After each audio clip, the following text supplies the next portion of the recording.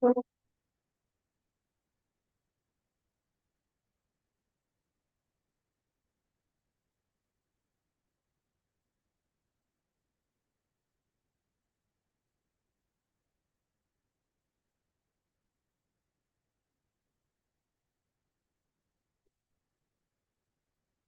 afternoon. Welcome to Webb County Court at Law 2. I'm Victor Villarreal, judge of your Webb County Court at Law 2. This is the family law docket for Tuesday, August 11, 2026. The time is now 2:03. Court is now in session. Assisting us today are Cecia Rodriguez, court administrator. Ms. Cynthia Flores is the court coordinator. Mr. Ubaldo Cuellar is the court interpreter. Video conference co-hosts this afternoon include Ms. Reyes, Mr. Lopez, Ms. Noriega, Ms. Ramos, Ms. Cuellar, Mr. Hernandez. These proceedings are being electronically recorded. Everyone is instructed not to record any portion of these proceedings. Only a court reporter may provide the official record. As with all proceedings, violation of these instructions are subject to contempt hearings. If you're joining us online, you're instructed to act as though you were in court because you are in court. The rule here is simple. If you would not do it in person, don't do it online.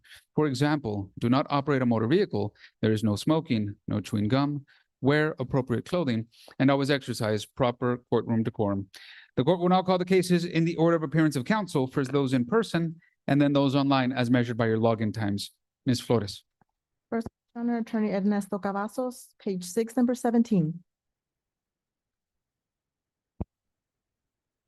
Filiberto Flores III versus Stacy Alexandra Hine, cause number 2026 FLC 641C3.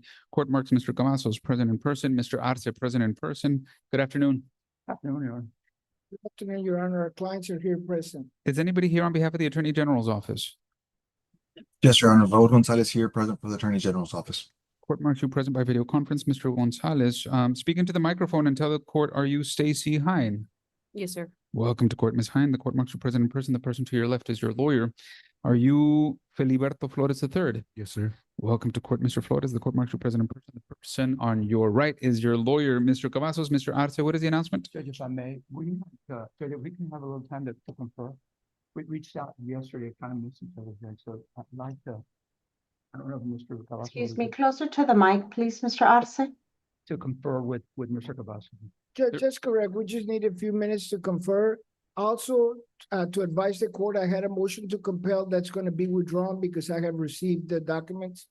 I mean, the answers to what I needed. All right, so the question is only on the petition and suit affecting the parent-child Yeah. relationship.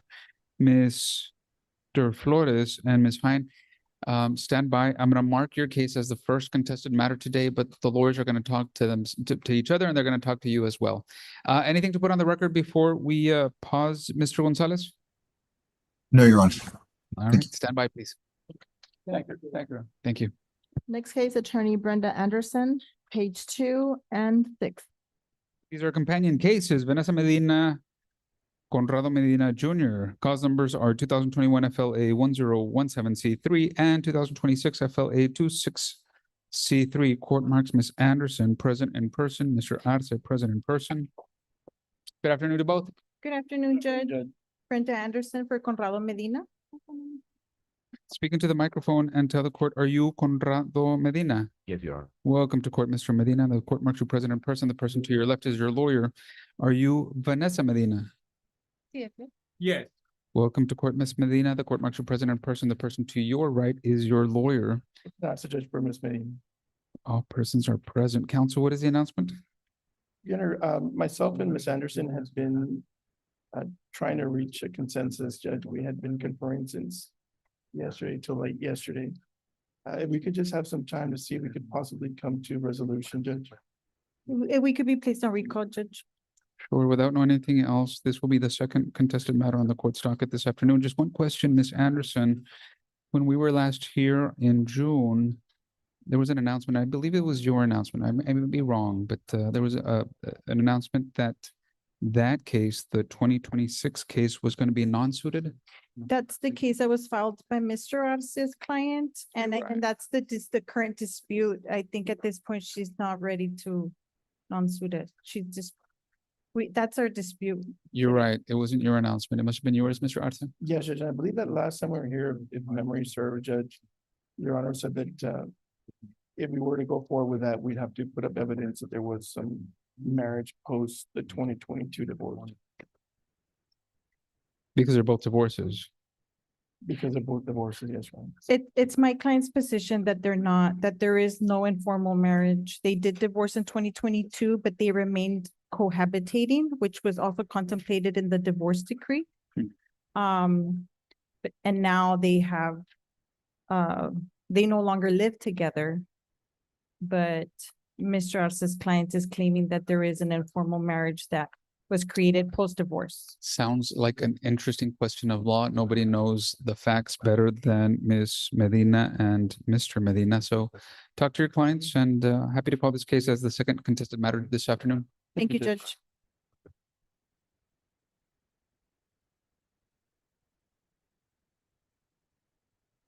Next case, attorney. Sorry. Francisco Tamés, page 1, number 2. Rogelio Saucedo Jr., Naila Guerra, Ernesto Guerra, cause number 2016 CVG 1382C3. Good afternoon, Mr. Dames. Good afternoon, Your Honor. Court Martial present in person. Good afternoon, Ms. Aldana. Good afternoon, Your Honor. Court Martial present participating by video conference.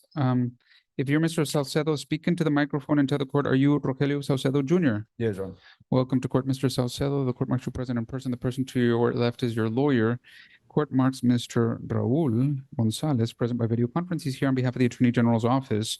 Naila Guerra, Ernesto Guerra. Are any other persons or parties present? Yes, I am. Naila Guerra.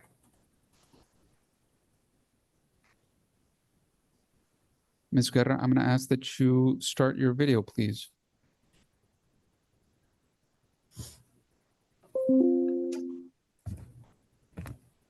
Are you Naila Guerra? Yes. Welcome to court, Ms. Guerra. Court marks you present by video conference. As you can see and hear from your device, your lawyer is also participating by video conference. One more time, Ernesto Guerra, are you present? Court finds Mr. Guerra not present in person, not present by video conference. Mr. Tames, Ms. Aldana, go ahead. Your Honor, good afternoon. I filed a motion for clarifying orders, and I was hoping that the court could help us out in resolving a singular issue that remains unresolved between the parties, even after we've announced a pretty comprehensive settlement agreement before you the last time we were before this court. As part of the settlement that's been agreed to by the parties, Judge, you will recall that this is an apartment that was going to be sold, or the dispute actually was ownership pursuant to the divorce decree. The parties through the settlement have agreed to sell that property and to split the proceeds 50-50 between my client and Ms. Naila Guerra. But in the meantime, until we can get that property listed and sold, it is also agreed by the parties that my client and Ms. Naila Guerra will pay the outstanding mortgage 50-50. And so when we got to the terms of preparing a settlement agreement, which has already been papered, just not signed, Judge, because of the following detail. My client wants to have electronic access to the PNC mortgage account so that he could see the running balance and any changes to the account. Currently, that PNC mortgage account is in the name of Mr. Ernesto Guerra. Now, going back historically, Judge, this particular access, electronic access, was available to my client up until 2021. In 2021, the respondents in this case, Ms. Guerra and or her father, changed access and denied access to my client. And this was about May 3rd, 2021, where my client received an email from, which was then BBVA, the predecessor to PNC, notifying that there was a change and he could no longer have access electronically.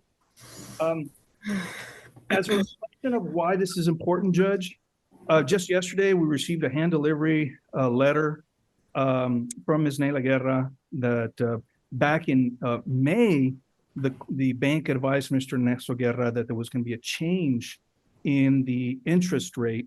So they would change, this is a adjusted rate. It was going to modify the monthly payment. And so this is the type of information that obviously if my client is contractually obliged to or obligated to pay, should know, not 2 or 3 months after the fact, but contemporaneously if this change is made. And that's why electronic access should be provided. The other reason is because just in the exchange of monthly statements that are hand delivered and checks that are delivered, it becomes cumbersome.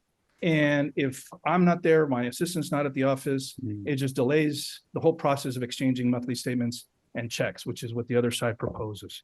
I checked on my own account, Judge, because I have an account at PNC. And the only thing that Mr. Guerra would be able to do electronically would be to modify, just as Mr. Guerra did, the settings so that it would deny access to somebody else. And we're willing to stipulate before the court and even put my client on oath that he's not here to make any changes to deny them access, to modify those settings in any way. When you have an electronic access to the account, you don't have access to the owner's primary information, social security number, so on and so forth. So the risk of an invasion of privacy is de minimis. The access is paramount just because my client is obviously responsible for 50% of that note until the property is sold. And that's why we're here. We're hoping that the court can offer some clarifying orders and direct the parties to give my client electronic access such until the time that the condo is sold and the proceeds distributed pursuant to our agreement. Ms. Alanya? Thank you, Your Honor. In the settlement agreement that we read into the record of the court, we stated that Ms. Naila Guerra would send the former husband, Mr. Salcedo, monthly mortgage statements so that he would pay the 50% of the mortgage directly to the bank. He could easily do this by going online, scheduling in bill pay, the account number that's found on the statement, and make the monthly payments that way. Mr. Salcedo is a convicted criminal. He's been in prison, and my client is concerned about him having access to the father's bank information, mortgage information, account information. He doesn't need that information. He doesn't need that access, rather, especially based on his criminal past.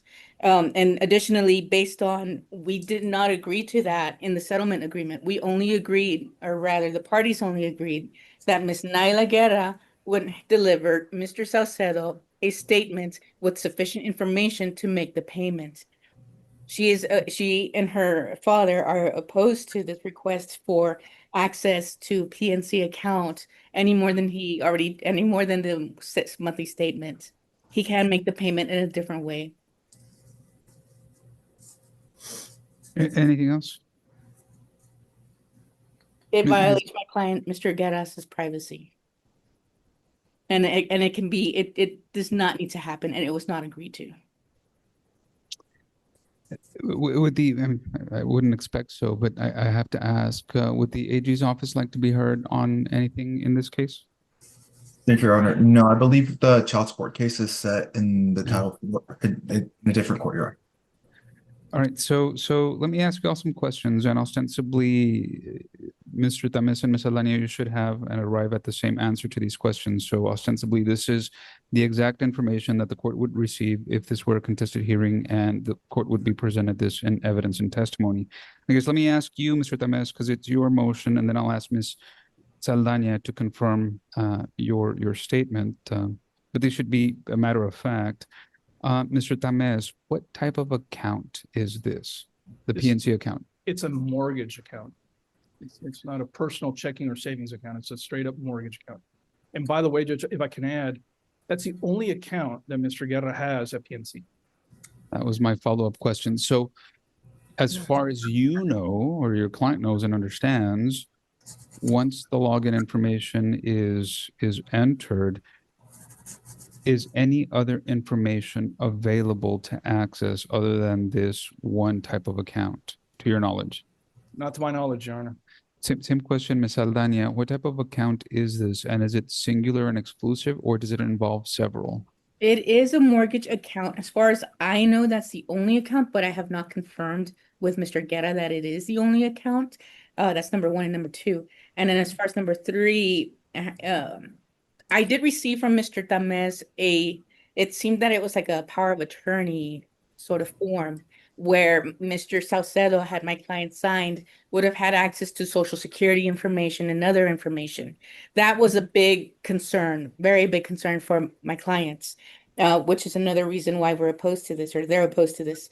And so for Mr. Temes to come in. I know that he's a very good attorney, very forthcoming and honest. However, I have not seen any documentation showing that electronic access would be limited to what he says, which is just to make a payment, which again, he can make that payment in a different manner.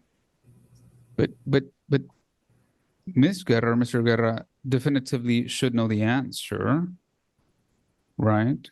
Yes. Ms. Guerra, I'm not gonna place you under oath because this should be, I think everybody should be able to agree to these set of facts and circumstances and situation. Do you know if only the mortgage information is available accessing that account? Yes, I do. Both accounts, both my father's mortgage and banking account are connected, So which is everybody's why we're opposed to it. If he were to get access to the mortgage account, he would be able to view my dad's personal banking, checking information. Is that not your understanding, Mr. Temes? That is not my understanding, Judge. And that was not your understanding either, Ms. Alania? I was not aware, but it Mm. appears that that is what it is, that, and I can And see then- that. And then my second question, and I guess I'll start with Ms. Alania this time. The names on the account, what names are on the account? As far as I know, it's Ernesto Guerra. And the court heard from Mr. Temes that at some point, Mr. Salcedo was on the account. If that's true, capital I, capital F, I don't know if it is or isn't. If that's true, when was his name removed from the account? I don't know if it was when he was put in jail, in prison, if that's the reason, if that's even true that he was ever on the account. I don't know. No.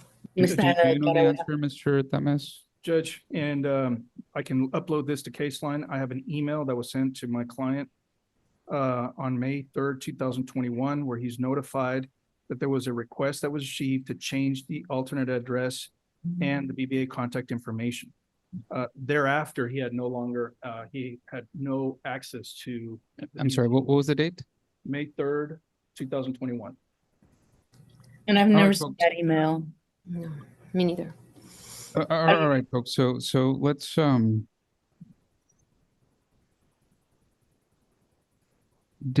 does anybody here know what, I mean, impossible to say what the housing market is going to do, but how much time would be reasonable and necessary, do you think, for this property to sell? A month, 2 months, 6 months?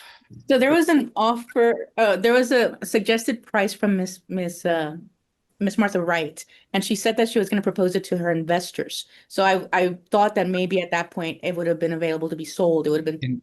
So I don't know investors, right? Her investors. However, it hasn't been proposed to her investors because the settlement agreement has not been signed due to this request. Yeah, I don't think we know. So regardless of what Ms. Wright told us, we don't have any offers on the table. The apartment is in pretty bad shape. And so one of the concerns Ms. Wright had from the very beginning there was a lot of junk there. And it was not in a marketable state. So I really don't know. All right, so let's do this, folks, and let me make a decision based on this information, and I'll assume that everybody here has been forthright. If information is forthcoming that isn't the case, come back and tell the court that is wrong. All right, so in order to effectuate your settlement agreement, there should be full disclosure. The question before the court is how to effectuate that full disclosure. And it sounds to the court, because Mr. Temes said, and I'll presume that everything that Mr. Temes and Ms. Eleni have told the court is true, at least that's their understanding, that Mr. Salcedo had electronic access, but at some point there was a change in interest rate, which changes his obligation, as well as Ms. Guerra's under their 50% split for their monthly mortgage. Added to the fact that if Ms. Alenia is correct, or I think her statement to the court was that only statements are being provided. The information missing then is the change in everything else, the change in interest rate, the change in monthly payment. So let's do this. The court is going to order that all documents generated by or from the or associated with the account be provided to opposing counsel. I think 72 hours, 3 days should be sufficient. And then I'm going to designate kind of like if this were a request for production where you can go and inspect, I am going to allow and order an inspection, an in-person inspection on August 21st, which means that just verify that everything is true and correct. In other words, verify that it is linked only to one account or whether there's more. That doesn't mean that Mr. Salcedo can go in and review. No, somebody will be there to log in the information without giving him that specific login information, but then just do a walkthrough, because the information that should be coming is not only the statements, but any documents associated therewith. For example, change in interest rate, change in addresses, change in payment information, all of those. And if it's like any other bank, there should be an inbox with information, and that should be allowable and accessible. So I'm not sure I understand. I know that with, like, for example, IBC or even Wells Fargo, if there are several accounts connected, like mortgage, bank account, savings account, then once you have access to one, you have access to all. So I'm not sure I understand what the in-person inspection is referring to exactly. So I'm allowing Mr. Salcedo or his lawyer probably to go to your office. You or either one of your clients can log in and just confirm what you're saying. And once it's confirmed, you can move on, or it's not confirmed, and then you'll come back to court and ask for further relief. Okay, thank you. And if it's only one account and no others, then that in-person access should probably happen every fourth Friday, or the Friday after the statement is generated, whatever the case is. So I tell you what, since it's on August 21st, we'll come back.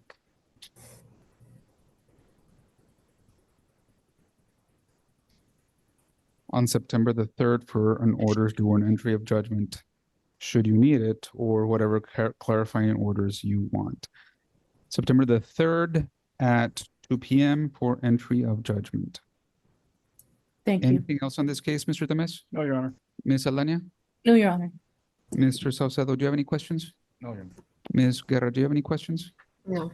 To be clear, this does not give Mr. Salcedo free and clear access to do whatever he wants. It's an in-person, but it's guided and directed by someone designated by Ms. Guerra. That could be her lawyer, that could be herself, that could be a paralegal or whatever, just to confirm that everything here is everything that was said in court is the case, is true. All right, So if it's determined that, I'm sorry, so if it's determined that it is true, because it is, both accounts are connected, what then? Would I be able to just continue providing the monthly statements, which has all the information he needs to make the payments? see, and that's where I think, and I think that was the whole purpose of our hearing here, because and Ms. Alani said exactly what you said. It's not just the statements, it's anything associated with the account. For example, in this situation, there was a change in interest rate and thereby a change in his monthly obligation to pay. And that's what they're trying to figure out. So once they confirm that is true and correct, everybody can move on. So this letter, and that's the reason that I turned it in yesterday, because my dad, he doesn't go through his mail. He brought me a bunch of mail to go through to review, and we barely opened it 2 days ago. And this letter shows that the interest and his payments, they actually go down, and this will be the amount that will be due for the next 12 years. Now, I'm assuming and hoping that this property sells within this next year. For purposes of stability and clarity, it would appear to benefit both you, Mr. Guerra, your father, and Mr. Salcedo, because you can't control the United States Postal Service, and apparently you also can't control the quickness that you receive these documents. Rather than rely on all of that, There can be a month inspection of if this bank has an inbox with all of that same information. You just go and click and print or download and share that information without having to rely on something that gets stuck in the mail that isn't going to be, that you might have an obligation immediately, but it's not going to be received and reviewed by you till a month later. So I think this just provides stability, and I really genuinely hope that the property sells as soon as possible so that everyone can move beyond. Open and transparency, Judge. I think, let's verify and that when he's obligated to pay half the note, I think that's only fair. Well, I think the court has instituted sufficient safeguards to provide that information without disclosing any possible personal information. Mr. Tamez, Ms. Alania, good to see you both. Ms. Guerra, I wish you and your father and Mr. Salcedo well. Thank you, Your Honor. Have a great you. day. Thank you. I just have one more case. All right. Put it on the line. Next case, Attorney Maria Elena Morales, page 6, number 16. Maria Antonieta Salmaker versus William Salmaker, cause number 2026 FLB 1132C3. Court marks Ms. Morales present in person. Speak into the microphone and tell the court, are you William Salmaker? Yes, sir. Court has heard yes. Welcome to court. The court marks you present in person. Speak into the microphone and tell the court, are you Maria Antonieta Salmaker? Yes. Court marks you present in person. The person to your right is your lawyer. Mr. Salmaker, do you have a lawyer? Sir, I've been searching high and low for about 2 weeks since I got out of jail to get information as to who was trying to serve me. And yesterday at about 3 o'clock in the afternoon, I happened to be here in the courthouse. I had a phone number. I called. I met the gentleman that was serving those documents here in the 3rd floor. I was going from 4th while in the elevator. He said he was on the 3rd floor. I hit 3. I got out of the elevator. He served me with the papers. And I'm here just out of luck, Your Honor. So you don't have a lawyer. Would you like time to hire a lawyer? Yes, Your Honor. Definitely. Ms. Morales? That's right, Your Honor. He did get served yesterday. Maria Elena Morales for Maria Antonieta Salmaker. We are the petitioners and requesting a TRO, temporary orders. I have no problems with extending it. As a matter of fact, I anticipated that and I did prepare an order extending the TRO and resetting the case, Your Honor. So the request, Mr. Salmaker, is not to oppose your request for additional time to hire a lawyer. And the request is just to extend this temporary restraining order until we can come back to court. Do you have any opposition to that? No, Your Honor, I do not. Right. But may I add something? Please? Yes, sir. Yes, sir. I want to clear this up as soon as possible. I want to comply with whatever they want. I want to get out of their life. I want to move on with my life, Your Honor. Whatever they want, I'm willing to sign it today if that's satisfy them and leave me alone, Your Honor. I will be more than glad to sign the divorce right now of my own free will. All right. So let's do a couple of things. First, the court has signed off an extension of that temporary restraining order. Ms. Flores, give us another TRO setting, please. August the 20th at 9 a.m. Ms. Flores, does the court have Mr. Salmaker's email address? No, Your Honor. Do you have an email address, sir? Yes, sir. What is it? Leemaker, my last name @gmail.com. One more time in case we missed it. w.sleemaker, my last name SLEMAKER @gmail.com. Okay, so just be on the lookout for your emails, because if the court needs to send you any information, any notices, it'll go to, or any information, it'll go to that email address. Likewise, Ms. Morales, if she has the option of sending you information and notices to that email address. Now, you're going to come back on August the 20th. You're welcome to talk to Ms. Morales now. She's here. You can talk to her. If you decide to talk to her, Mr. Salmaker, you need to know and understand that Ms. Morales, she is not your lawyer. She cannot and she will not provide you any legal advice, but she can tell you what Ms. Salmaker is requesting, and together you can reach agreements on everything, some things, or no things. I've seen most of the stipulations that they're asking for, Your Honor, and I just want to move on with my life, and so I'll talk to an attorney, and we'll make it as simple for them as possible, and so I can move on with my life. I understand everything. I've been there for 37 years, trying to explain my point. I give up. I understand. I'm ready to move on without a fight. Ms. Morales. Your Honor, yeah, he'll have an opportunity to get his lawyer. I did include his email in the TRO. Thank in the you. extension. All right. I look forward to calling your case on August the 20th. I wish you both very well. What time, I'm sorry? At 9 a.m. August the Okay, I got it here. August the 20th at 9. Mr. Slaymaker, do you have any questions? No, you're. Ms. Slaymaker, do you have any questions? I wish you both very well. Any other cases for Ms. Morales? No, may I be It's excused? great to see you. Have a Thank you. great day. Nice seeing you, Judge. I hadn't seen you in a while. Good to see you. Thank you. Okay. Thank you, Matt. Yes, sir. Have a good Thank day. you very much. Next case, Attorney Adriana Maddox, page 4, number 10. This is Carlos Eduardo Berra Sr. versus Blanca Perales, cause number 2025 FLI 1487C3. Court marks Ms. Maddox present in person, Ms. Alania present by video conference, Mr. Raul Gonzalez is present by video conference on behalf of the Attorney General's office. Are you Blanca Perales? Yes. Welcome to court, Ms. Perales. The court marks you present. You're participating by video conference. As you can see and hear from your device, your lawyer is present in person. Carlos Berra Sr., are you present? Yes, Your Honor. Are you Carlos Berra? Yes, Your Honor. Welcome to court, Mr. Berra. The court marks you present by video conference. As you can see and hear from your device, your lawyer is present and participating by video conference. Ms. Maddox, Ms. Alania, go ahead. Good afternoon, Judge. Good afternoon. I'm present on behalf of Blanca Perales. We have an agreement and I'd like to be able to put that on the record today. Sure, go ahead.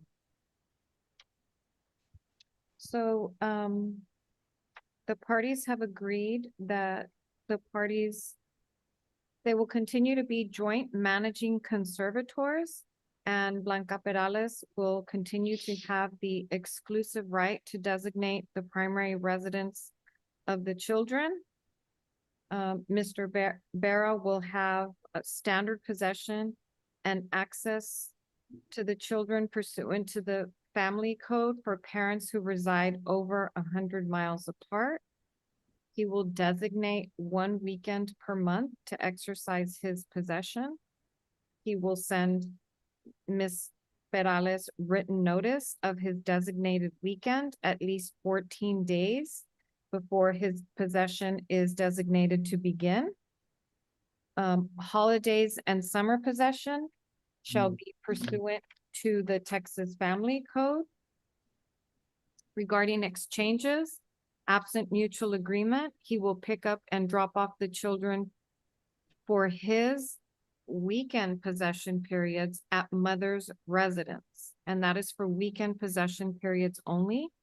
For holidays such as spring break, summer, Thanksgiving, Christmas, they shall meet at the halfway point between the residence, which is in Buda, Texas, and they have agreed to conduct those exchanges at the Cabela's in Buda, Texas. Is that a grocery store or? Cabela's is like a sporting goods store. Understood.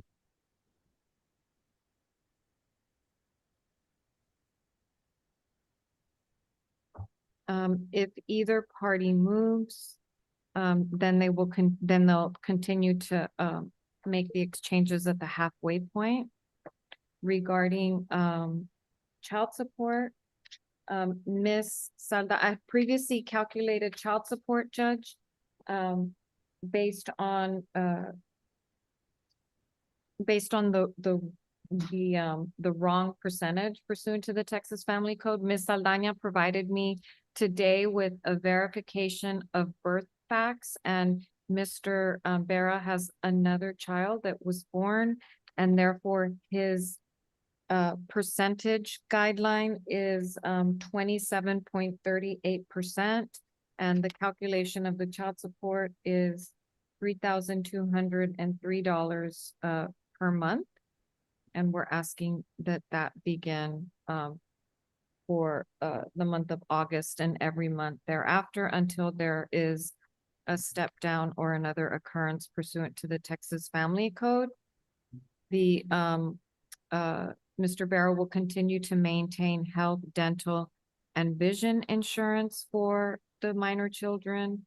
Unreimbursed medical expenses, Mr. Bear will pay 80% of the unreimbursed medical expenses, and Ms. Perales will pay 20%.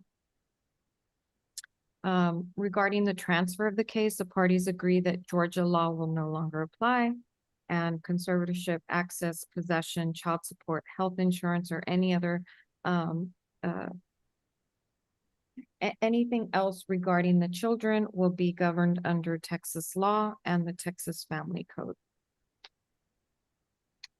And the, Oh, I was just gonna say, we'll prepare an order to the effect. and so I Mr. want, Saldana. thank you, Your Honor. Regarding the halfway point, actually, the agreement was if either party moves, parties shall meet halfway point between parents new at residences for exchanges for all periods of possession. So it would more than likely change from Buda to a new location, depending on where the parents move to. That's number one. Number two, for child support, the percentage that resulted in 3,200 something is with 3 children before the court, 1 child outside of the court. However, Mr. Berra had a new baby born at the beginning of this month. So now it's 2 children outside of court, 3 children before the court. So it's reduced even further. What I calculated with the child support calculator is for 3 children, the amount of $2,948.30. For 2 children, $2,413.04. And for 1 child, $1,871.93. And that is based on the same gross that Miss Maddox found. So, I'm not sure, Judge, what her calculation is because, he's maxed out. And so I don't understand how one less child got her from $3,200 to $2,700. All I can tell the court is that we can confer on this amount. Or maybe the Attorney General's office wants to assist us. And I apologize, Judge, I didn't receive the verification of birth facts until today, and I have been in a contested hearing in the 111 since 9 a.m. this morning and without breaks, and I just came up here right after, and so. I did tell Miss Maddox that Mr. Better was going to have a child in August, so this is not a surprise. I just received the verification myself, and I delivered it to Miss Maddox. Ms. Maddox, you're not on the record. It's all right. I just want to make sure that what you say is on the record. But I don't mind deferring it to the OAG to calculate the child support. I'm not complaining about her, Judge, when I say that I just got it today. I'm explaining to the judge why we hadn't been able to There confer on this prior to. situations out of our control, birth of other children and other contested matters. I completely understand. I tell you what, folks, it sounds like, but for the calculation of child support, everything else is agreed to. So I tell you what, let me get some confirmations. Ms. Perales, Mr. Berra, would you both raise your right hands? Do each of you solemnly swear or affirm that the testimony you will give in this cause will be the truth, so help you God? Yes, Your Honor. Both have answered yes. You may lower your hands. Is your true and correct name Carlos Berra Sr.? Yes, sir. Mr. Berra, setting aside the child support calculation, did you hear and understand the agreement that was told to the court by the lawyers? Yes, Your Honor. Are all of those things your agreement with Ms. Perales? Yes, Your Honor. Was anything left out? Well, my son was just born August 6th, and that's Right. So that's with regard to the child support calculation. So setting aside that, was anything left out? No, everything's the way the way the attorney said. Is there anything you want to change? No, Your Honor. Do you believe that this agreement is in the best interest of your children? I do believe so, Your Honor. Same questions to you, Ms. Perales. Is your true and correct name Blanca Perales? Yes, Your Honor. Ms. Perales, did you hear and understand the agreement that was told to the court by the lawyers? Yes, Your Honor. Setting aside what child support should be calculated as, is that your agreement with Mr. Berra? Yes, Your Honor. Is that your full agreement? Yes, Your Honor. Was anything left out? The only thing my concern is sometimes the kids don't want to go with him. And my daughter or one of my children how do I proceed in case of that?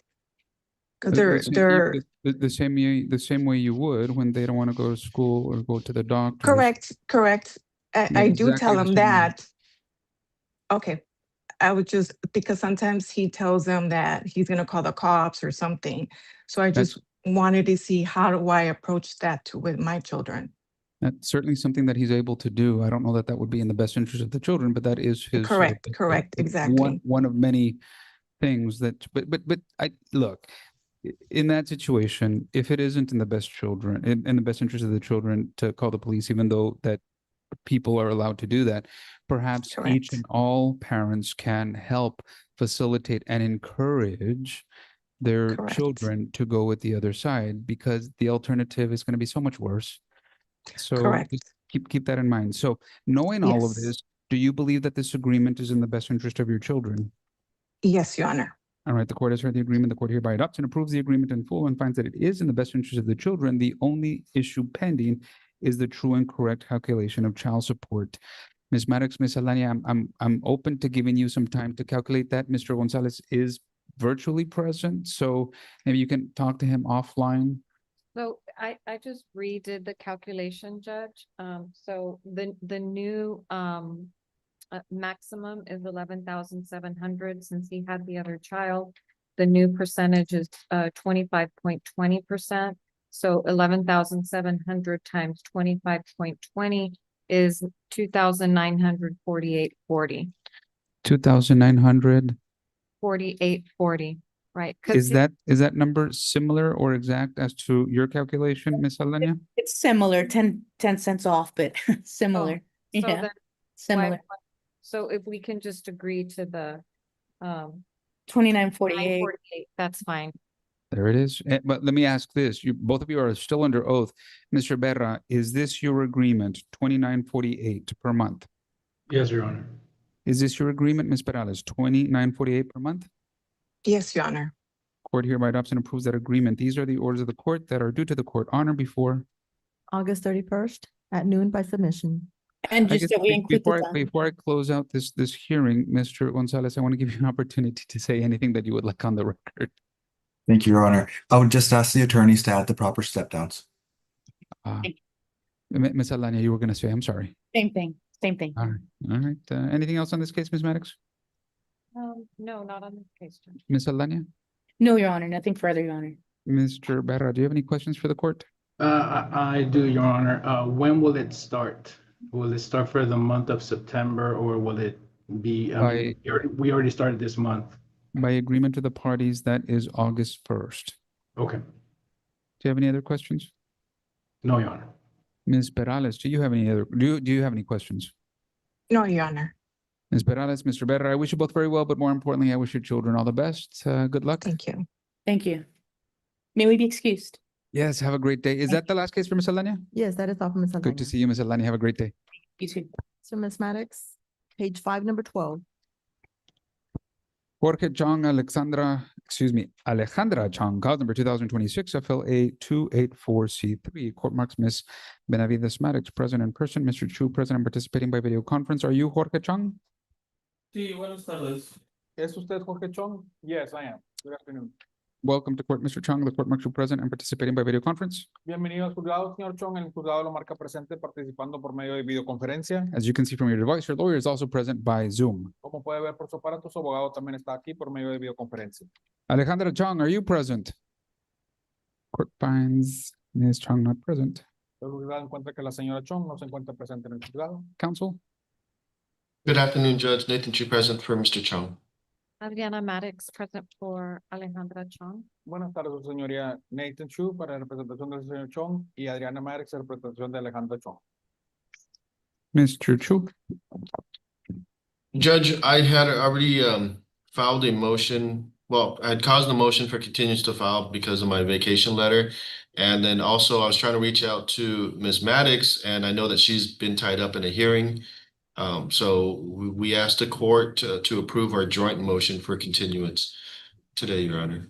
Estoy solicitando una continuación, debido a mis vacaciones y a que la señora Maddox ha estado ocupada en todo el día en un juzgado, y tenemos una solicitud conjunta para un aplazamiento de la fecha. Ms. Maddox. That's correct, Judge. I have no objection to the Señora continuance. Marix, es correcto, señora, no tengo ninguna objeción. And I would like, my client is indigent, Judge, and I will be filing, a motion to mediate with the associate judge.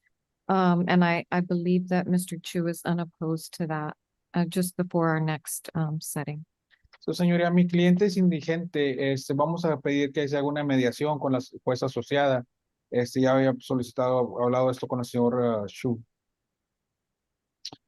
Me work in reverse. The request is well taken. ¿Se acepta la consideración?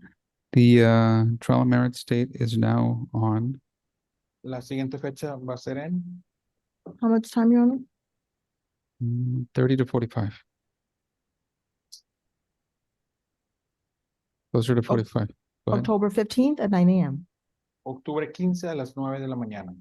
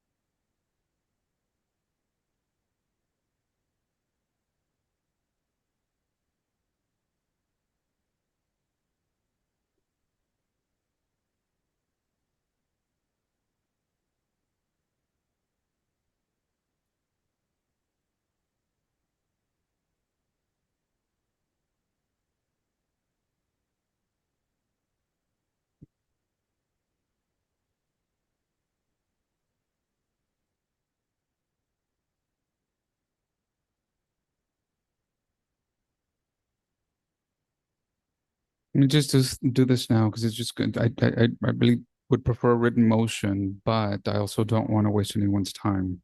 Vamos a hacerlo ahorita. Preferiría una notificación por escrito, pero vamos a hacerlo de esta manera. Ms. Maddox, this is your request. Any objection to Monday, October the 5th?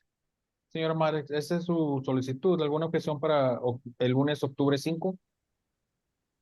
No objection. No hay objeción, sí, señor. Any objection to that date, Mr. Chu? ¿Alguna objeción, señor Chu? No objection, Judge. No hay Let me objeción. calendar this in for Associate Judge Martinez now. Déjeme lo pongo en el calendario de la jueza asociada Martínez.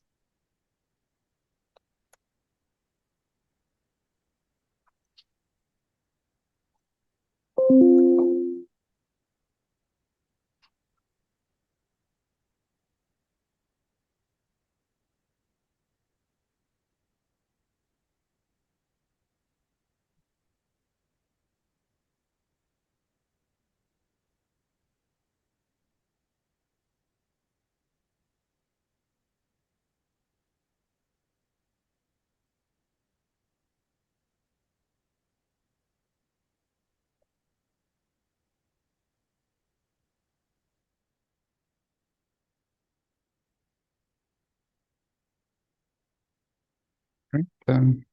October the 5th at 1:30, mediation and trial on October the 15th at 9. Tenemos la mediación octubre 5 a las 9:30 y el juicio va a ser octubre 15 a las 9 de la octubre 5 a las 9 de la mañana. Mr. Chong, do you have any questions for the court? Señor Chong, ¿tiene alguna pregunta para el juzgado? No. I wish you and Ms. Chong very well. Have a good day. Le deseo lo mejor a usted y a la señora Chong que tenga un buen día. Any other cases for Ms. Maddox or Mr. Chu? That is all for both attorneys. Good to see you both. Have a great day. You too. Thank you, Judge. Have a great day. You too. Next case, Attorney Madeline Lopez Escoto, page 1, number 1. Ana Gonzalez, Roberto Castro, cause number 2013 CVL 2313C3. Court marks Ms. Escoto present by video conference. Good afternoon, counsel. Good afternoon, Judge. Ms. Garcia, Leticia Garcia, are you present?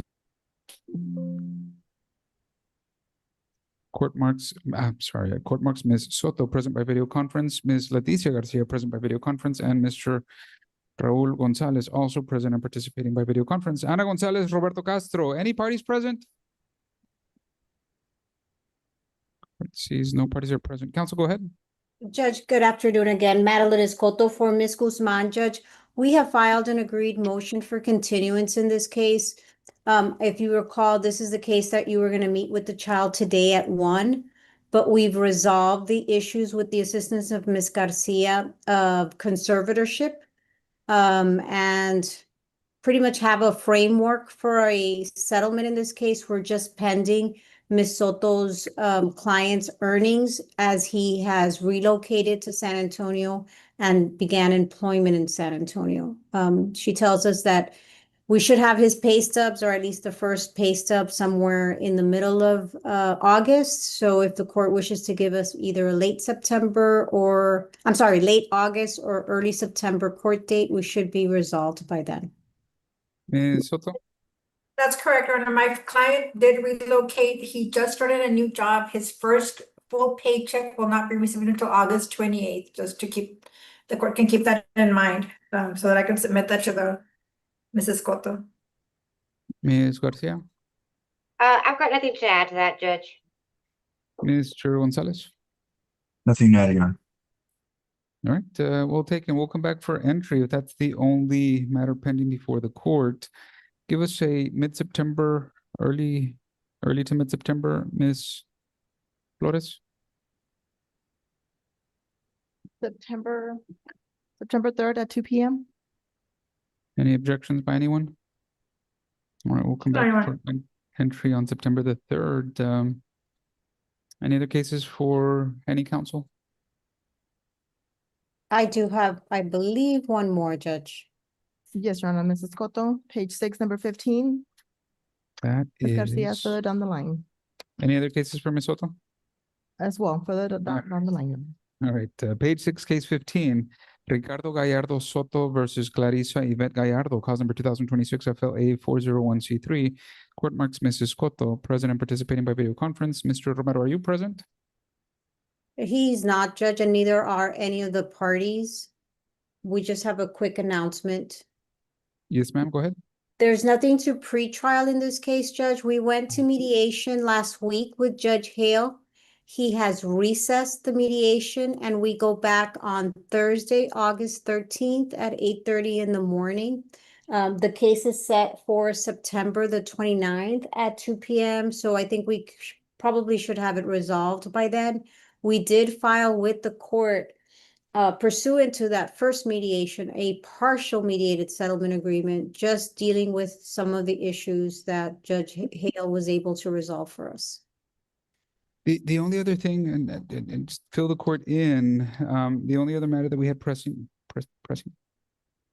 that we had set for today was your motion for genetic testing. Is that a non-issue at this juncture? Non-issue because the parties voluntarily submitted to the DNA with the child and Judge Hale, and the parties have the results. All right, well taken. Then we'll come back for a trial on September 29th at 2. Good luck to everyone at mediation. Thank you, Judge. That's all I have. May I be excused? Great to see you. Have a great day. Thank you, you too, Judge. Stay safe. Thanks. Next case, Attorney Elisa Soto. Page 4, number 11. Laura Mónica de la Garza, José Manuel Valdez versus Gilbert Eric Reina, cause number 2025 FLK 1395C3. Court marks Ms. Soto, present and participating by video conference. Mr. Raul Gonzalez, present by video conference. He's here on behalf of the Attorney General's office. Rene Cantu, are you present? Court marks Mr. Cantu not present. Are you Laura de la Garza? Yes, Laura de la Garza. Welcome to court, Ms. de la Garza. Court marks you present and participating by video conference. As you can see and hear from your device, your lawyer is also present and participating by video conference.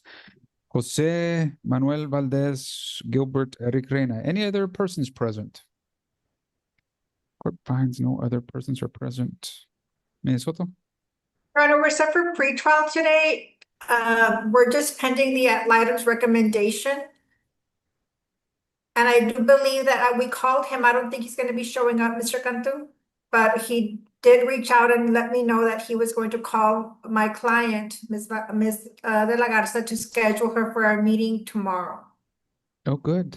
Great, Ms. de la Garza. Make yourself available to Mr. Cantu so that he can ask you some questions, get some information, and then he can prepare a report for the court. Do you have any questions on any of this, Ms. De La Garza? No. Mr. Gonzalez, anything to add? Yes, Your Honor, the state did file a financial activity report, because there is a little bit of an arrears balance is owed. But that was sent to the court. And was it filed into the case or into case center? It was filed into Odyssey, Your Honor. I'm not 100% sure. Understood. Anything else, Ms. Soto? No, Your Honor. Well, I think, Ms. De La Garza, since you're set for October the 1st, I really think that there is enough time for Mr. Cantu to talk to you, to talk to Mr. Valdez, and to do whatever interviews he needs to do to prepare a report. So I fully anticipate that we'll have a final hearing on October the 1st. Ms. De La Garza, do you have any questions? No. Okay, I wish you well. Have a good day. Thank you. Thank you, Judge. Next case, Ms. Soto, page 5, number 14. Gerardo Barrera versus Jennifer Eileen Hernandez San Miguel, cause number 2026 FLA 395C3. Court marks Ms. Soto present and participating by video conference. Mr. Raul Gonzalez present by video conference. He's here on behalf of the Attorney General's office. Speak into the microphone and tell the court your name, please. Jennifer Hernandez San Miguel. Jennifer Hernandez San Miguel. Court marks you present in person. Ms. San Miguel, do you have a lawyer? No. No. Will you be going forward without a lawyer? Sí. Yes. Court marks you self-represented. Gerardo Barrera, are you present? Court finds Mr. Barrera not present. Ms. Soto? Actually, he is present on Zoom, Judge, but he may not be able to open his video and audio, but I can make an announcement for the court. Go ahead. So I did file a motion for continuance, the respondent did file a motion for leave to amend pleadings. I don't have an objection to that motion for leave, but I did want more time to review that with my client. I did also confer with Ms. Eileen regarding a potential proposal. I think we're close to reaching an agreement. Both parties, Ms. Eileen and Mr. Gerardo Barrera, agreed to submit the case to an informal settlement conference in order to try to resolve the remaining matters, which deal with geographic restrictions and child support amounts. And when I was planning on filing a motion, I don't know if it's been e-filed yet, but it's in process. A motion on. For a motion for informal settlement conferences, they Oh, I both see. agreed, yes. Well, same thing. I think court's position would be different. It was a different time of the year, but it sounds like these are going to be Judge Martinez's last informals before she becomes sitting. So in the interest of justice and judicial economy and to be fair now to all, let me just set that now. Ms. Flores, give us a trial on the merits date. How much time, Your Honor? 45. October 15th at 9 a.m.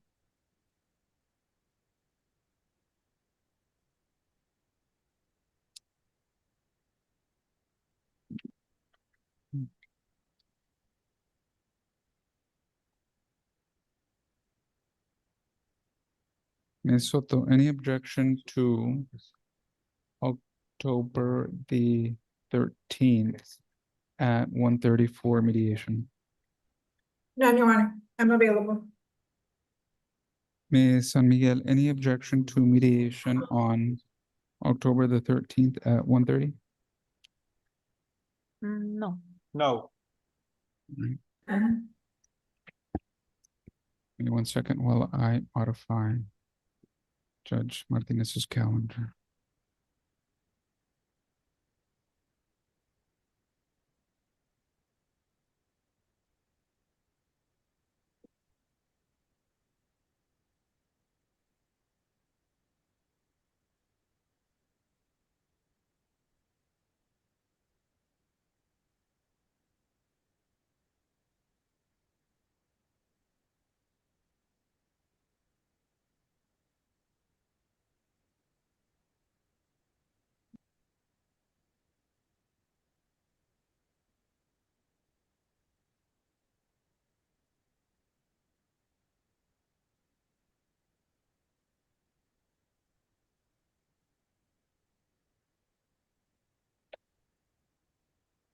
And remind the court, Ms. Soto, you said you had no opposition to the motion for leave?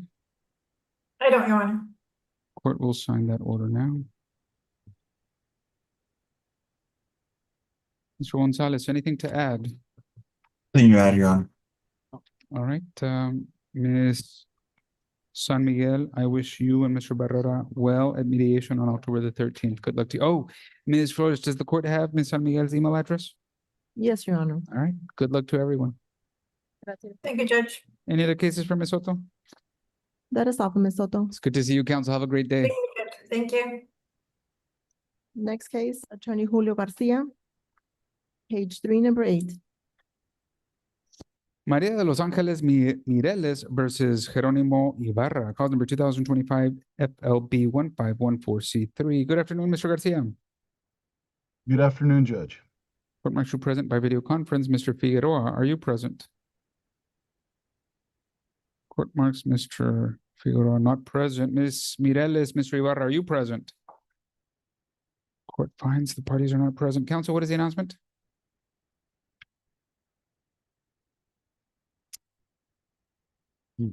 Sorry about that, Judge. I just Go. wanted to announce to the court that we filed a motion for an agreed motion for continuance, Judge. This case is already settled. We just needed time to finish the decree. And we went ahead and attached the mediated settlement agreement through Judge Hale. That was one of our exhibits. So your office did receive that yesterday. After speaking to Mr. Figueroa, he is the petitioner, but I went ahead and filed the continuance for both our parts, and we're just asking to see if we can get a date for submission. Sure. Well taken. I've signed off on the continuance. And Ms. Flores, give us an orders due date, please.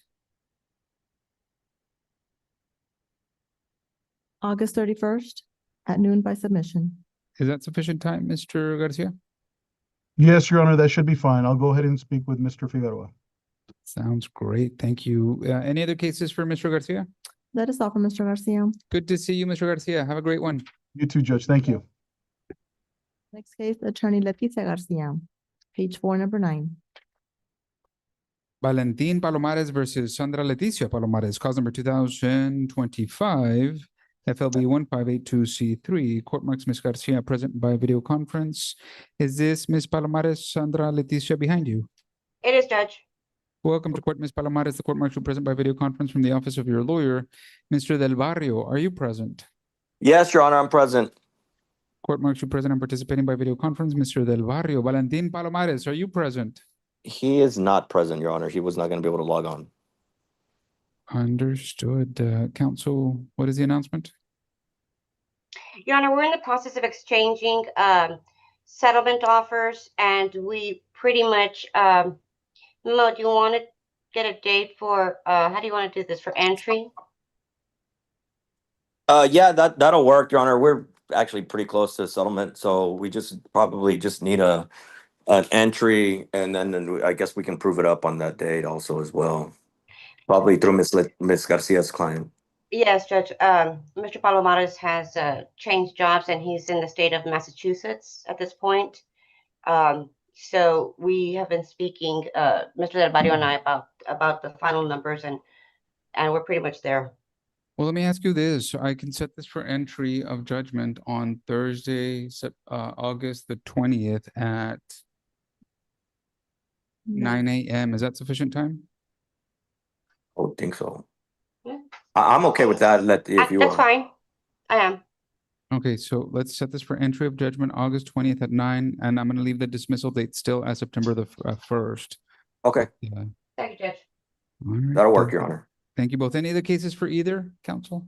That is all for both attorneys. Good to see you both. Have a great See you, rest of the Judge. week. Have a good one. Thank you, Judge. Thank you, Ms. Garcia. Next case, Attorney Andy Reyes. Page 2, number 4. That is Kendra Alexis Ponce versus Manuel Ramiro Ponce, cause number 2020 FLA 424C3. Good afternoon, Mr. Reyes. Good afternoon, Judge. Good to see you. I don't see Mr. Ponce, but I think he's on, Judge. Court marks Mr. Reyes. Yeah, I'm right here. By video conference. Mr. Raul Gonzalez is also present and participating by video conference. Manuel Ponce, are you present? Yes, sir. You hear me? We can hear you. One second. I don't see that device. Yeah, I'm in the truck. All right. Are you Manuel Ramiro Ponce? Yeah, that's me, sir. Welcome to court, Mr. Ponce. The court marks you present. You're participating by video conference. Mr. Ponce, do you have a lawyer? No, sir. Will you be going forward without a lawyer? Yes, sir. Court marks you self-represented. Kendra Alexis Ponce, are you present? Judge, Ms. Ponce is not present. She's actually in Glencoe, Georgia, Judge. She's going through the U.S. Customs and Border Protection Academy, which is really what brings us here today, Judge. She has the right to establish primary residence of the minors in this case, Judge. And in that regard, because of her absence from Laredo to go through this academy, we filed this motion attempt to modify, Judge. It's only a temporary request until she finishes the academy. In the meantime, she wishes that her mom, Cynthia Ibarra, step into her shoes and assume the responsibilities of seeing to the kids day in, day out. I've spoken with Mr. Ponce, Judge. I've told him that we do not seek to change anything. Whatever his rights are as far as visitation and the like, that nothing's going to change. All we need is somebody to assume the responsibilities while she finishes the academy, Judge. As soon as she's done, she's going to come right back home and continue in that regard. We actually sent a proposed temporary order to Mr. Ponce, and I told him that I was going to announce that what I just announced, Judge, and that nothing's going to change. That if he has any questions, he's certainly at liberty to ask him now. That the temporary orders that we're submitting, Judge, is not going to change anything with regard to his rights, visitation, and the like.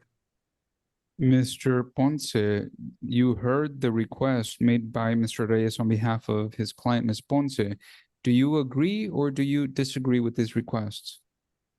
To tell you the truth, they just give me this order on Wednesday, and I gotta have time to review it, right? It's not that I refuse or I accept. It's just there's always a blueprint here, like what ifs, And I was talking to Mr. Reyes, pero como le digo, hey, I need time, man. I'm a truck driver. I'm driving, you know. I'm 50 states, 45 states, whatever. But when I come back to Laredo, they surprised me on Wednesday. And then like on Friday, I was asleep, and I believe I talked to one of her assistants, and I told her, hey, ma'am, I'm asleep. Can we do this? And she told me, no, we can do this on Monday. And I'm like, the court is on Tuesday. You know what I'm saying? Like, they didn't tell me anything until la mera hora, sir. And I know, I understand. You guys are doing your job. I tell you what, I can do one of two things right now, but based on what you said, let me do first, let me assume that everything Mr. Reyes has told the court is true, and let me assume that everything that nobody's under oath, right? But let me also assume that everything you've told the court is also true. If everybody has been truthful to the court and the children continue to reside in Webb County, okay, but for purposes of work and employment, which is a good thing, then mom is temporarily not in Webb County, and dad is also temporarily not in Webb County. And what the court has heard from Mr. Reyes is that they want to change nothing except that when mom is out of Webb County, which it sounds like if it's training, it's only temporary, then her mother, which is maternal grandmother, can and should be responsible for the children. Is that something that you agree with, or is that something that you disagree with, or do you need more time to think about that? No, it's just that right now we're doing great. I don't know why. I just want to know why she's doing it. If we're doing it right now, fine. Like, you know what I'm saying? I don't know why we need this for. Like, I don't know why. To I tell you can the truth. answer, I can answer the question for you, and this happens usually in reverse. Y ahorita ando hablando. When someone wants to modify child support, unless you get the court to sign off on it, it's not official. In other words, if she's making a formal request to the court, it's going to help avoid problems in the future. She can't complain later, you can't complain later, and everything is out in the open, clear, and signed. That's my best guess. Judge, I'm sorry, Judge. Just to enlighten Mr. Ponce a bit, and I think he would agree with me that I pointed out some of the reasons that an order like this would probably come in handy. She's been gone, Judge, at the academy for a couple of weeks. If the children need to be registered for purposes of school, we need somebody that would represent to the school authorities that she has the authority to act on behalf of the children and register the kids in school. If there's a need for medical attention, hospitalization, anything that has to do with the kids that needs the authorization of an adult judge, that she would actually step into those shoes and see to it until such time as mom comes back. We propose to change nothing. Let me ask you this, Mr. Ponce, having heard this and having heard that no changes to your rights, no changes to child support, no changes to visitation, no changes to access, no changes to health insurance, just to give maternal grandma some authority to take care of these children and to, I guess, schedule them at school. Is that something that you agree with, something that you disagree with, or something that you need some time to think about? No, like I told Mr. Reyes on the phone as well. Yo le dije, I agree with it. It's just that I need some time and necesito tiempo. I need time on the paper. It's not that I'm signing some apples and this is my kids. There's no law that I cannot be a father, pero understand that que también estoy trabajando as a truck driver. Like, there's no excuse también. Like, como a veces por eso lo hizo adrede, sir. Like, por eso lo hizo. Because sometimes. Let me give me one second, Mr. Ponce. Every time you talk in Spanish, I need a translation. Let me hear the translation to the last statement. Okay, let me talk in English then, because I didn't know you don't know Spanish. Pero I know Spanish perfectly well. The problem is that if you complain about anything that happens here, a transcript needs to be prepared, and it can only be in English. Happy to do this in Spanish, but it doesn't count unless it's in English for purposes of appeal. Oh, my bad. No, it's because sometimes I'm not there on Saturdays, on Sundays, or Fridays, how the visitation is. Is there something they can do? Like, if I get to Laredo, can I see the kids? You know what I'm saying? Because I'm not there on the weekends. On the paper, it says there on the visitation. Like, for example, 1 week, the first week, third week, the fifth week. Sometimes I'm not there on the weekends. I tell you what, this is what the court is going to do in the interest of justice and in the best interest of these children. The court will take judicial notice of the school calendars. School's about to begin. If you're not present in Laredo and mom isn't present in Laredo, these children are going to need some authority, an adult, to enroll them, pick them up, help them with their homework and all these things. However, I do think that you're entitled to some time. So this is what the court is going to do. I'm going to take true as everything that's been said. I don't think anybody disagrees with any of the facts that were stated to the court. So for purposes of temporary orders, the court is going to allow maternal grandmother the temporary right under these temporary orders to have some authority with educational activities and anything associated with while parents are not in Webb County. These orders are going to be due to the court by Friday. That is August 14th. If they're filed before, I'm going to sign them before, but then we're going to come back on September the 1st for temporary orders. And what I mean by that is if you have had enough time to review, you can object to this. You can ask for any other requests. Make sure you do those in writing so there's no surprise. but at least I think it is in the best interest, and I find that it is in the best interest of in the best interest of these children that they be provided educationally while everyone is out. You can come back and tell the court you want something different on September the 1st. Do you have any questions, just, for the court, Mr. Ponce? Yes, sir. I just want to see them. That's all. Because sometimes, como te digo, like on the written paper, it says, okay, you have the right to see them on Fridays, Saturdays, you know, first week. Yeah, a veces me lo hacen pesado, sir. Sometimes they give me like hard time and I got to call the Let me cops. hear the translation. I'm going to stop you every time you do that so we have a good and accurate record. What's the translation?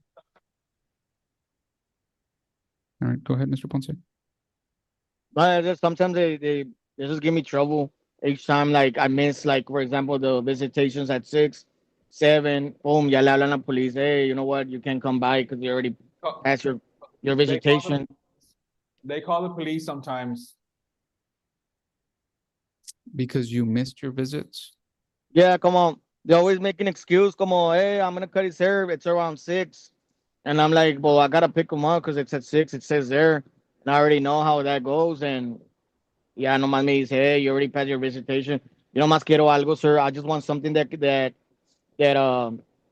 visitation can change. That's all. And I agree to everything. You know, I agree to Mr. Reyes. I think Andres Reyes. I just want that. That's all I want. When I Judge, come, Mr. Reyes.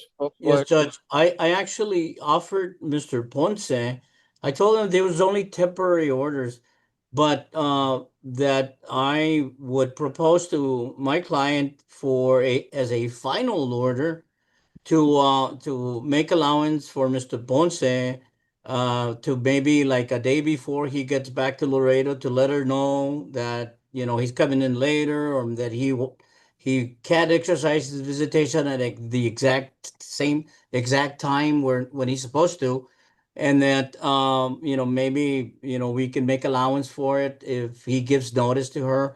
I pointed these things out to him as well, Judge. So I'm willing to work with him later on. I'll convey that to my client as well. All right, All right. we're gonna. Yeah, I agree, sir. Court is going to order these temporary orders due to the court on August the 14th. If there are any changes or any need for changes, you'll come back on September the 1st at 2 p.m. And then you'll have your final hearing if that is necessary. If you don't agree to everything, you'll have a final hearing in October on October the 29th at 2 p.m. So ordered. Between now and then, Mr. Reyes, I'm going to ask that you file a motion to transfer and consolidate the AG number. Cause number is 2019 FLI 001088C3. To consolidate, you don't need a transfer. It's already in County 2, just to consolidate. Mr. Gonzalez, anything to add? No, Your Honor, I do believe that in the final order, there might be an arrears balance that's owed, but we would be following that when we get closer to the final hearing. Mr. Ponce, do you have any questions for the court? No, sir. Just as a matter, I let it go this time, Mr. Ponce, but at all the rest of the times that you appear before the court, make sure that you're not eating in court. Do you understand that? Yes, sir. It's got, I'm working, I'm driving, and you know, You're in court, so just keep that in mind. yeah, my bad, sir. Anything else on this case, Mr. Reyes? Nothing further, Judge. All right, Mr. Ponce, I wish you and Ms. Ponce and your children all the best. Have a good day. Thank you, Any sir. other cases for Mr. Reyes? That is all for Mr. Reyes. Have a great day. Thank you, Judge. Good seeing you. Likewise. Next case, the attorney Jose Loredo. He's in for David Gonzalez on page 5, number 13. This is Melissa Michelle Cepeda versus Benigno Gerardo Cepeda, cause number 2026 FLA 391C3. Good afternoon, Mr. Loredo. Good afternoon, Your Honor. Court martial present participating by video conference, Mr. Villafranca. Victor Villafranca, are you Good present? afternoon, Your Honor. Good afternoon, Mr. Villafranca. Court martial present, you're participating by video conference. Michelle Cepeda, Benigno Cepeda, any parties present? Court finds no parties present. Counsel, what is the announcement? Your Honor, we filed an agreed motion for continuance in this case. There are some matters that are still need to get resolved. We have discovery pending, and the Appraisal of the home is still pending also, Judge. And just to tell the court, there may be a possibility of reconciliation. The parties are not ready at this time, Your Honor. We'd like to ask the court for at least 30 days. That is Mr. correct, Your Honor. Loredo? That's correct, Your Honor. That's what our understanding was of the filed motion. Yeah, I think because of the moving parts, both the appraisal and the possible reconciliation, the request is well taken. Ms. Flores, give us a setting in late October, early November.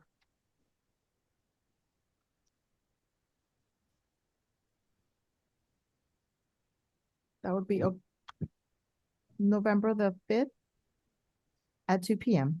Any objections, Mr. Villafranca? No, Your Honor, that's fine. Mr. Loredo? No, Your Honor, that's fine. Any other cases for either Mr. Villafranca, Mr. Loredo, or Mr. Gonzalez? For Mr. Villafranca, Your Honor. Good to see you, Mr. Loredo. Have a great day.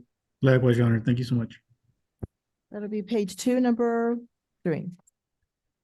Isela Puente Victor de la Cruz, cause number 2017 FLH 1754C3. Court marks Mr. Villafranca, President participating by video conference. Mr. Raul Gonzalez, President participating by video conference on behalf of the Attorney General's office. Are you Isela Puente?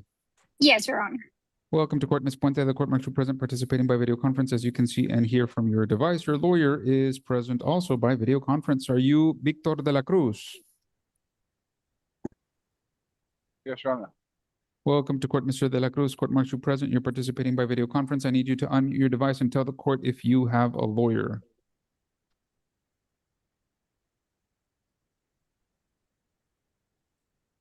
No, Your Honor, I don't have a lawyer. Will you be going forward without a lawyer? Yes. Court marks you self-represented. I need you to turn on. Thank you. Court marks you self-represented. Ms. Flores, does the court have Mr. de la Cruz's email address? Yes, Your Honor. All right, Mr. Villafranca, what is the announcement? Your Honor, there are some issues that need to be resolved before we proceed on this case. I did give Mr. de la Cruz, I did send him some discovery that he has not answered, Judge. That discovery was due on August the 7th. I'd like to give him some time since he's representing himself, Your Honor, but I'd like to inform the court that if he doesn't respond to my discovery in 7 days from today, Your Honor, I will be filing a motion to compel. Another issue, Judge, I understand that he may have filed or may have written his own counter petition in this case that he emailed to my client. I'd like, him to be informed that he needs to e-file it or at least get that to me, knowing that I represent him, Judge. There are proper ways for him to do this stuff. If he's going to be representing himself, he's got to do it right, Judge. Those are 2 issues. Other than that, Judge, I do need time. If he does give me this discovery that's due, at least 30 days or maybe 45 days, Judge, so I can review the discovery. Anything that you would like to tell the court, Mr. de la Cruz? I did send the email to where you were sending me your emails to your, I think it's your law firm. I did send it there. I said as well as to my the mother. I did send it to her and to your email, sir. And the discovery, I should be able to turn it in by this weekend. If I can't today, I'll turn it in today. And they're asking for years back, and we just got separated on February, so I think it's only fair I only turn in from February to this present. Your Honor, he can file his objections if he wants, Judge. We just need our discovery. That's fine. And these are financials, or what are these? That's correct, Your Honor. All right. That's so, correct. So several things, Mr. de la Cruz. First, it's a good thing that you sent Mr. Villafranca's office and Ms. Puente your filing. However, that's just the second part of the requirement. The first part of the requirement is that you file it with the court. In other words, it is not going to matter unless it's I did file it with the court. Let me hear confirmation from the clerk's office. Yes, Your Honor. Brought to our office. Okay, you did. Very good. So you complied exactly what you should. You filed with the court and you sent a copy to both counsel and his client. 1, 2, for purposes of a calculation of child support, it's really based on the last 2 years of financial information. So it may seem like it's broad overreaching, but it isn't. It's just meant so that the court can have sufficient information to be able to make a true and correct, accurate calculation of child support. If the Even fa- though we were together, sir? Yes. Okay, okay. Yeah. I'm telling you this to save you all a lot of time, headaches, and expense in the future. That's fine. Mr. Gonzalez, anything to add on this case? Yes, Your Honor, there is an arrears balance that's owed on this case, and the state did file the financial activity report. Court. All right, so Mr. De La Cruz, the court has heard from the Attorney General's office that arrears are due. Yeah. All right, Ms. Flores, give us 2 dates. Mr. Villafranca says that he might have to file a motion to compel. So give us a final pretrial hearing in 30 days and then a final hearing 30 days after that. Yes, for the final pretrial. September the 29th at 2 p.m. And final hearing, October the 29th at 2 p.m. Any objections to these dates, Mr. Villafranca? No, Your Honor. Mr. Gonzalez? No objection, Your Honor. Mr. De La Cruz, any objection to those dates? Can we do September 28th and October 26 or 23? Are those dates family law docket dates, Ms. Flores? If you can please repeat.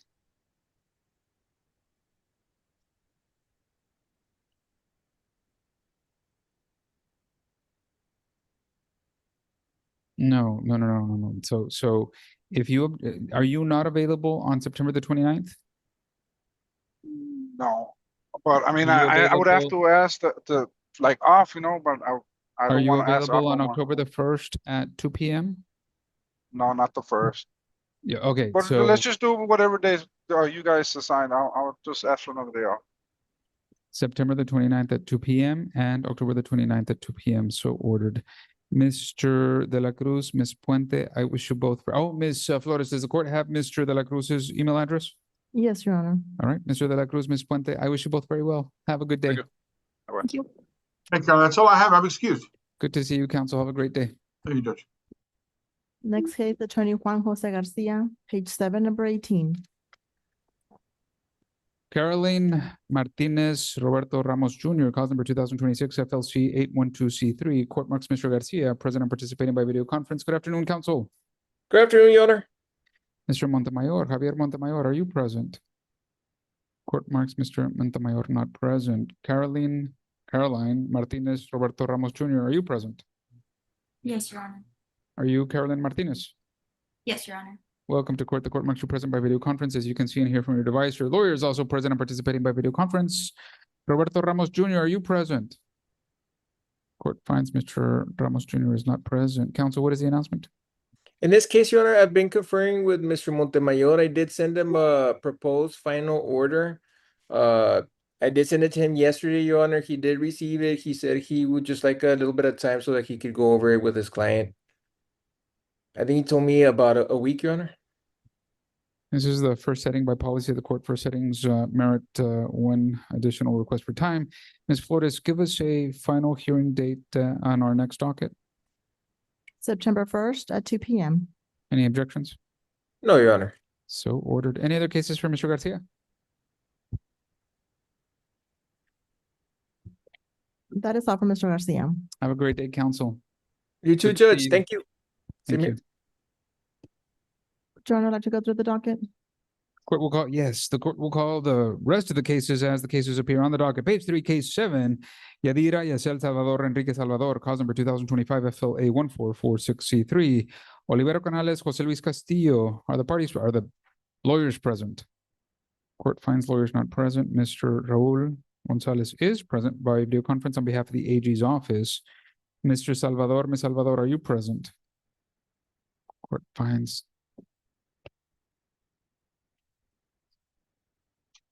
parties are not present.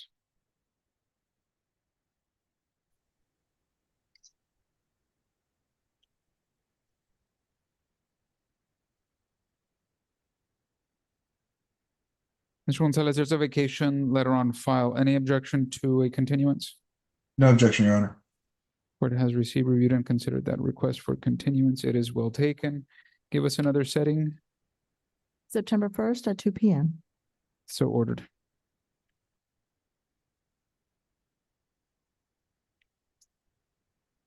That is our docket, other than the contested matters. Page 6, case 17, Filiberto Flores III versus Stacy Alexandra Hine, cause number 2026 FLC 641C3. Court marks Mr. Cavazos and Mr. Arce present in person. Mr. Raul Gonzalez present by video conference.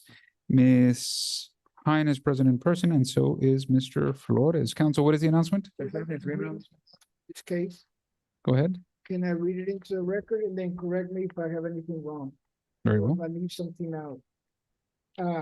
We have agreed to the jurisdiction that the children have been residents of Texas in the preceding 6 months before the filing of the SAPSER. And that the children are residents of the county in which the suit was filed. And that the children are named correctly in the petitions, in both petitions. And we've agreed to join managing conservator with primary residence will be with Stacy A. Hine. Which is also on the TRO. Visitations will be standard visitations. The first, third, and fifth weekend of each month. Overnight beginning at 7 p.m. on Friday and ending at 7 p.m. on Sunday. And that's only when they cannot mutually agree on other dates or more times. And the children will be picked up at the residence of respondent, my client, and return to her residence when the visitation is over. And that if he's going to be over 30 minutes late to pick up the children, he must advise her after the 30 minutes, she's no longer going to be available with the children at the house. And if they're not going to exercise possession, either must advise the other party within 24-hour period. Electronic communication will continue on Saturdays at 6 p.m. I've told my client that everybody prefers to go through Apple Clause. They're going to try to go through that. I don't know if Apple Clause also allows the FaceTime. If not, they'll have to do Facebook. Child support is going to go down to $270.55 a month. Also, the retroactive child support we've agreed is $14,361.16. And the child support and the retro is based on 22.5%. She's got 2 children and he's got another child. And the retroactive child support is going to be paid at $100 a month. He's going to continue to provide health insurance. To the agreement with the TRO with the Attorney General's office at $50 a month. Did I leave anything out? Mr. Arce? Judge Ivane, just a couple of points of clarification. On the accident visitation, on the pickup and drop-offs, as Mr. Cavazos mentioned, Judge, are going to take place at the petitioner's residence, which is located per the temporary orders at 5710 Alabama Circle. There was going to be. And it's not the petition resident, respondent. I'm sorry. resident. Yeah, I'm sorry. The responding counter petitioner's residence. There was going to be communications are going to take place via the app close, as per again the temporary orders. There's electronic added access through electronic communications are taking place every Saturday from 7 p.m. to 7:30 p.m. And as far as support and the arrears, support amount was, I thought it was going to be $2,750, and that's beginning September 1st of this year. And the arrear amount was correct at $14,261. I don't know if it was 16 or 60. Did you say 16 or 16? $14,361.16. Okay. And again, Judge, that's going to be paid off at $100 per month. also beginning on September the 1st of 2026. Other than that, Judge, I believe that about covers it. Can I ask my time? Yes, Mr. Flores, Ms. Hine, would you both raise your right hands? Do each of you solemnly swear or affirm that the testimony you will give in this cause will be the truth, so help you God? Yes. Both have answered yes. You may lower your hands. Lawyers are going to ask you some questions. I'm going to ask that you get close to a microphone and speak loudly into them. Mr. Cavazos. Ms. Hine, can you, you heard the agreement as it was read. Is your agreement? Is that correct? Yes, sir. And do you think that agreement would be in the best interest of your children? Yes, sir. And are you asking the court to accept the agreement? Yes. Is there anything that we left out or anything from the agreement? No, sir. Okay, thank you, Your Honor. Cross-examination, Mr. Arce. No questions, Your Honor. Questions for your client? I do. You know what, Mr. Gonzalez, any questions for this witness? Yes, Your Honor. If I just may ask, regarding medical support, Ms. Hines, do you carry any private medical support? No, sir. Just Medicaid. Thank you, ma'am. No, I'm sorry. And I was going to clarify, Judge, that in fact, per the temporary orders, the children are Medicaid, and there's a cash medical reimbursement to the state of Texas in the amount of $50 per month, Judge, and also we'd ask that start on September 1st of 2026. So that's been going on since June the 2nd of 2026 and the TRO. So it just continues. All right, Mr. Arce. I did have some questions of my client. Go ahead. Mr. Flores, can you state your full name for the court, please? Roberto Flores. And Mr. Flores, you reside here in Webb County? Yes, sir. And Mr. Flores, you are the party that brought this action, correct? Yes, sir. Okay. And with regards to the two children before the court, you heard the agreement as announced to the court by Mr. Cavazos, Ms. Hines' attorney. Yes, sir. Okay. Is that your understanding of the agreement, Mr. Flores? Yes, sir. Okay.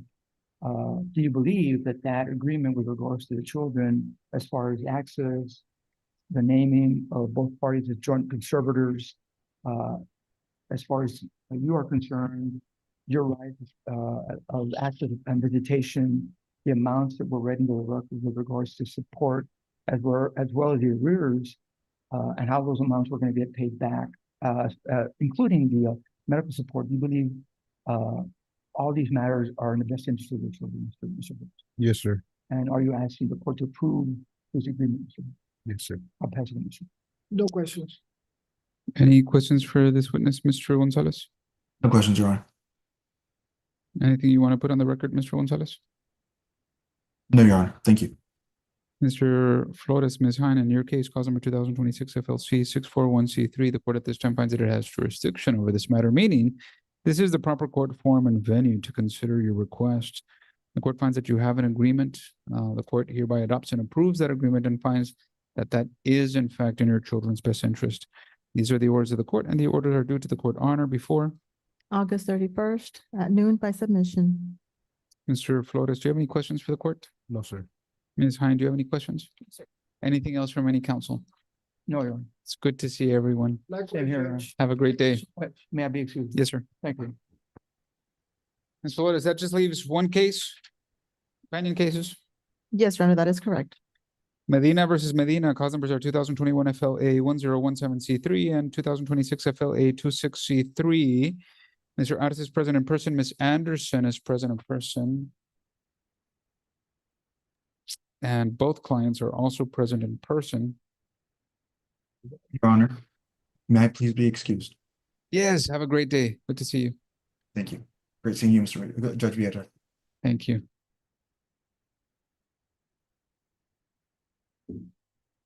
Court marks all lawyers and all parties present on this case. Ms.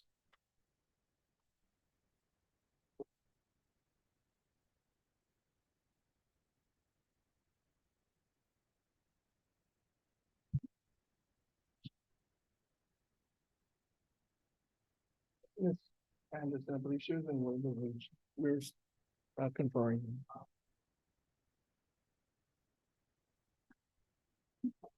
Court has called these two cases. Mr. Arce, Ms. Anderson, We've concluded the docket, so we're ready for this matter. What is the announcement? Judge, we were conferring, Your Honor. We were making some headway, Judge. We've exchanged offers, Judge. I thought we were close. But I don't know. I think it just depends on. I don't know if the court would give us 10 more minutes. I think we were close, Judge. We had gone back and forth a couple of times, and both parties have moved, Judge. I believe that we're both making an effort to try to resolve this matter, Judge. Without disclosing what the specific settlement communications are, tell the court the number of non-agreed to issues and just the type of issues. Is it child support, visitation, conservatorship access? One of the issues for sure, Judge, that's not going to be agreed to is travel into Mexico, but I think that would take, Your Honor, a couple of minutes to decide, Judge. That is correct, Judge. And that's pretty much one that neither of us have been able to kind of have either party move on. Is that the only, is that the big ticket item? In other words, is that what else is just, and without telling me who wants what, or what the settlement communications are. So travel to Mexico, and what other contested issues are there? There was another issue as to division of property, Judge. No, we're not talking about a really large amount, Judge, but we've just been going back and forth on that. Yeah. I think it hinges upon the question of whether the parties, where it gets complicated is what property to consider in dividing, because it depends on whether they were married common law or not. In the first divorce, there is a residence that each party was awarded 50% of. So that's one item that we're working on in resolving the value, because my client would like to buy Vanessa Medina's share. So that's one thing, but the disagreement is whether there's other items that need to be divided if there is an alleged new marriage. Ostensibly, without So knowing that's anything it. else, So that's where it gets- ostensibly what the court is hearing, and I don't know what type of property this is, but ostensibly there is some sort of personal belongings or property, real estate or personal, that was acquired after the date of divorce. That's what we're trying to iron out, Judge. And All as right. far as that, the house Makes was sense to me. probably the biggest issue, Judge, and I think we've ironed that The out. house that was a subject of the previous divorce decree. Yeah, Judge, and that's why Well- there's two. Well, two that should be issues. covered. I mean, whatever the decree says, if there is, even if this court were to find that there was an informal marriage before, that property should already be covered by that final decree of divorce. Yes, it would be considered separate property for Yeah, you would now, think so, because it was Judge, already. but there had been some improvements and stuff that we kind of tried to iron out. You can improve Yeah. property that isn't yours. So whatever that decree says, and we're not here on a Yes. motion to retry to reconsider a bill of review or anything that would give Yes. one of the parties rise to request relief for something that was done previously. Right. So you take the property as it is in the decree. And and that's why I was asking, ostensibly, if there was any later acquired property after the date of divorce, that comes in. Property that was already, it's res judicata, folks. Yes. So I don't know who would be making nobody's made it so far. Ms. Medina and Mr. Medina, I don't know who is going to be asking if you don't agree to travel into Mexico. Just know that every court applies the same laws the same, but then every judge has differences of judicial philosophy within what the law allows judge and the court to do. Just know that the things that the court would consider are previous travel into Mexico, whether this is a first time request or whether there has been regular and continuous visits and now somebody wants to pause. Those are two completely different situations, but your lawyers can advise you as to what the possible outcomes are, and then each of you can agree or I can make a decision for you. Ms. Medina, do you have any questions for the court?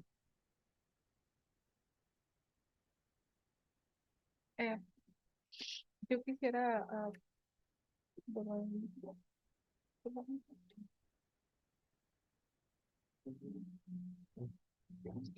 Do you have any questions, Mr. Medina? It's okay. No, it's okay.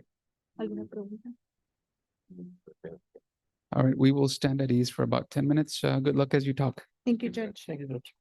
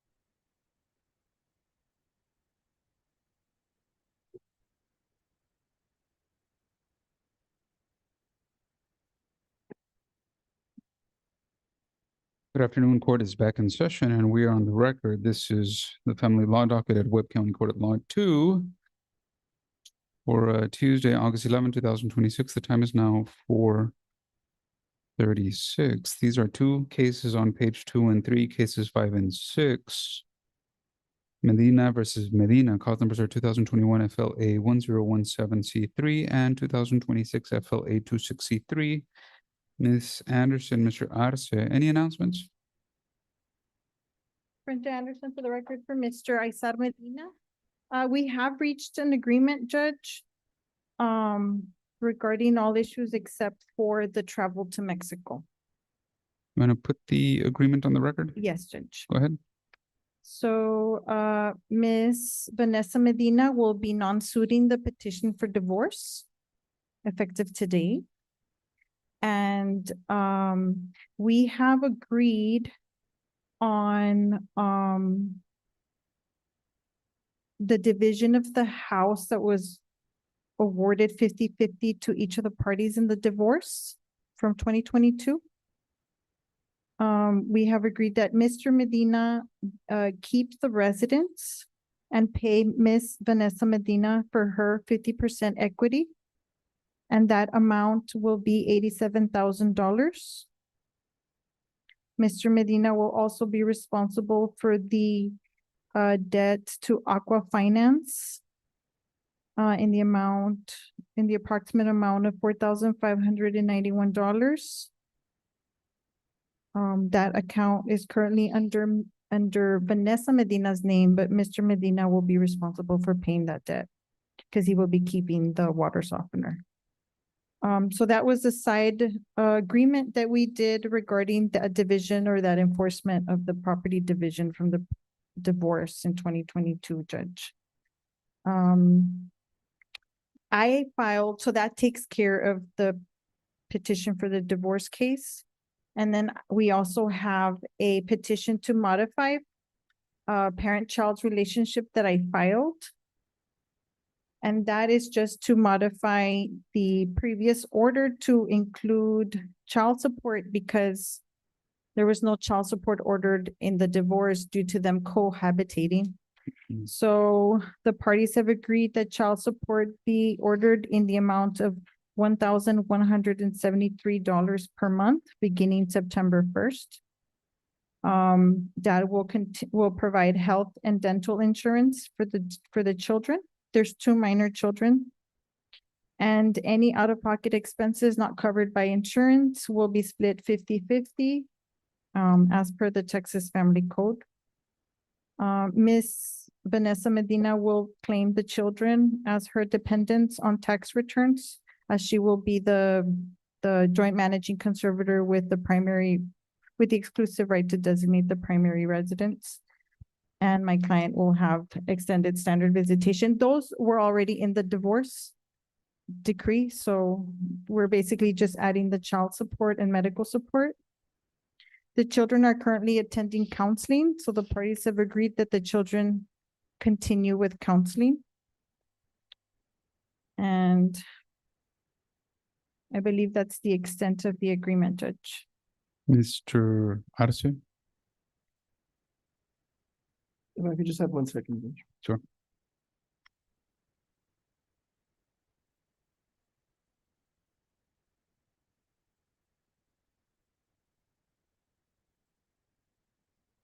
The only thing, Judge, I know that they're going to transfer those monies to my client, which was the $87,000.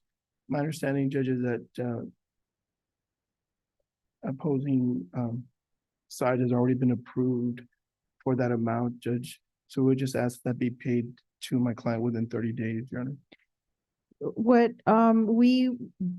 So he did a prior loan approval. I don't recall what the amount was for, but that's been probably a couple of months ago, right? I don't know. The process? If you're speaking in court, speak into the microphone. It's okay. Turn it on. I don't know. Right there. I call just to know about the process. And they did tell me that I was pre-qualified, but it wasn't like a official loan or anything. So all I need to do is call them again and ask for that loan. Yes, Judge. So what I was suggesting was that he be ordered to do the application within 30 days. And then we don't know how long the bank is gonna take to process it. But he can submit the application for the loan for the loan amount, because it's not now pre-approval, it's requesting the loan within the 30 days. And just we'd like a shorter window as far as submitting the application, Judge. If we could, I mean, he'd submit the application within 7 days, and then hopefully we'd have a resolution within 30, 45 days. Right? I know my client was asking for more time because he's a truck driver, so he's out on the road a lot, and he took today off, but So let's I'll leave it up to so the let's do court. this, Ms. Medina, Mr. Medina. You can say where you're at. Pull the microphones really close to you. Raise your right hands. Do each of you solemnly swear or affirm that the testimony you will give in this cause will be the truth, so help you God? Yes. Yeah. You may lower your hands. Is your true and correct name Vanessa Medina? Yes. Ms. Medina, set aside the time it's going to take to receive those $87,000 and travel to Mexico. Is the agreement that was told to the court by the lawyers your agreement with Mr. Medina?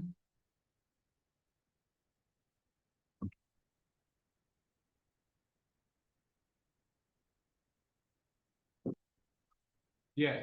Is that your full agreement? Yeah. Was anything left out?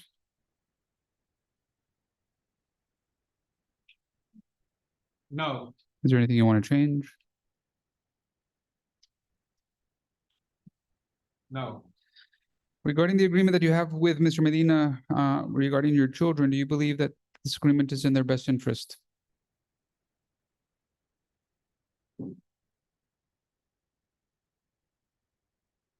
Can you say that again? Regarding your children, is this agreement in their best interest?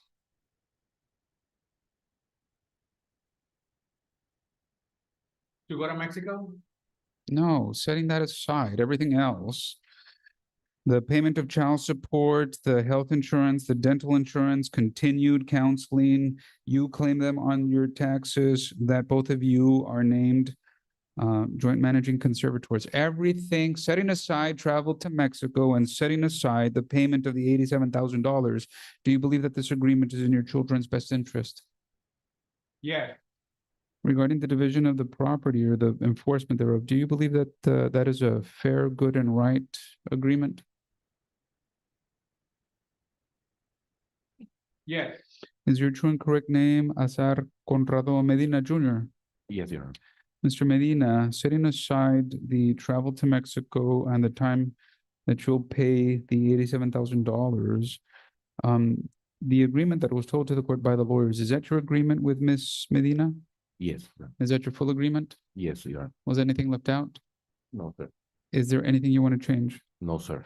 Do you believe that this agreement regarding your children is in their best interest? Yes, Your Honor. Do you believe that your agreement regarding the division or the enforcement of the division, do you believe that's a good and right agreement? Yes, Your Honor.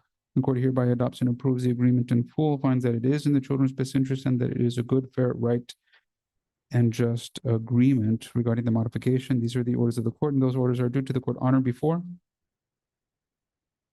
August 31st at noon by submission. All right, so that leaves two issues, and that is the payment of the 87,000 and the travel to Mexico.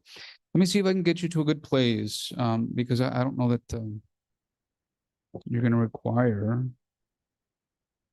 Not that you won't require. I don't know what evidence you can put other than what Mr. Medina already told the court, and it sounds to the court from one side, it sounds to the court from hearing from Mr. Arce that Ms. Medina would like to get paid on this as soon as possible. And it sounds like Ms. Anderson is telling the court that Mr. Medina is a truck driver, but had previously pre-qualified, so his time is limited. It sounds to the court that all other things being equal, subject to additional information, evidence, and testimony, that the application, he can take the 30 days, but why not apply it tomorrow or in 7 days? So that being the case, why don't you all agree that $87,000 is due in 30 days, and then interest begins running on day 31? That would provide sufficient incentive to get it done this week. I think the only issue is that even if he were to do it this week, I don't know that the bank would have it ready in 30 days, Judge. Right. So it starts a discussion. See, so the idea there is to give an incentive, Yes. not to apply on day 29, No, but to rush there tomorrow if tomorrow, possible. tomorrow I'll do it, sir. Tomorrow I'll call them and I'll just wait on their response. As a matter of fact, I already text one of the guy and he told me, call me back as soon as you get out of court. So why don't you agree to that? Why don't you agree to question? I'm not ordering this. I'm saying, why don't you all agree to $87,000 and interest running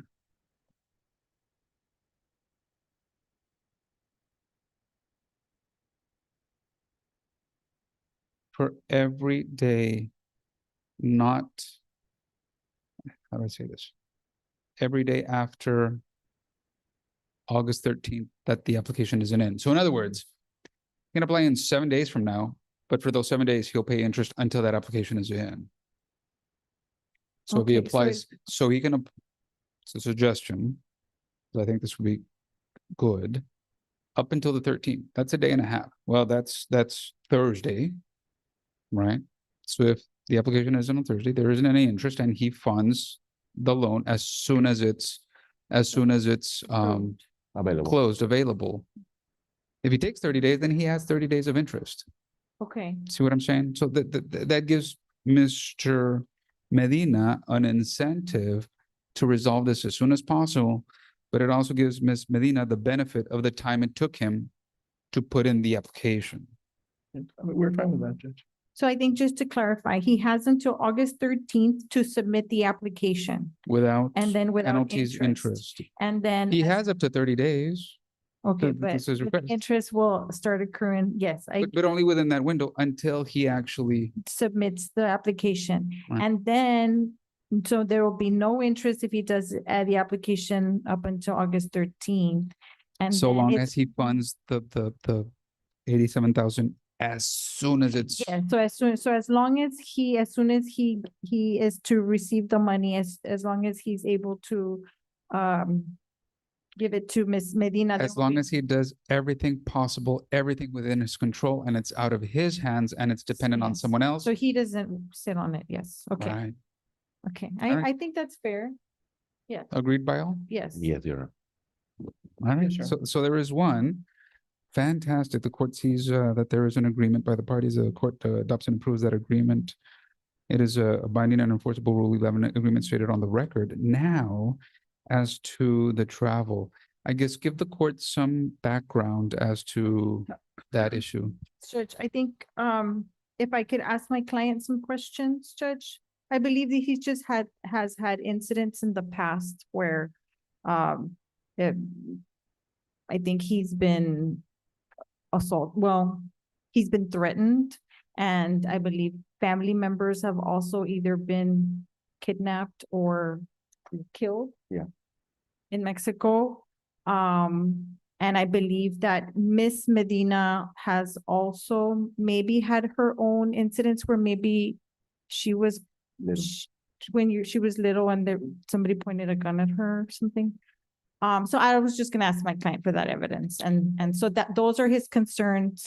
I believe the parties are under oath. You may ask questions. And Judge, and we'll show Judge that since they had been together, Your Honor, they've traveled, according to my client, at least 10 times in the past year to Mexico. Judge. So that's why we think it's a non-issue, Your Honor. Not the last year, sir.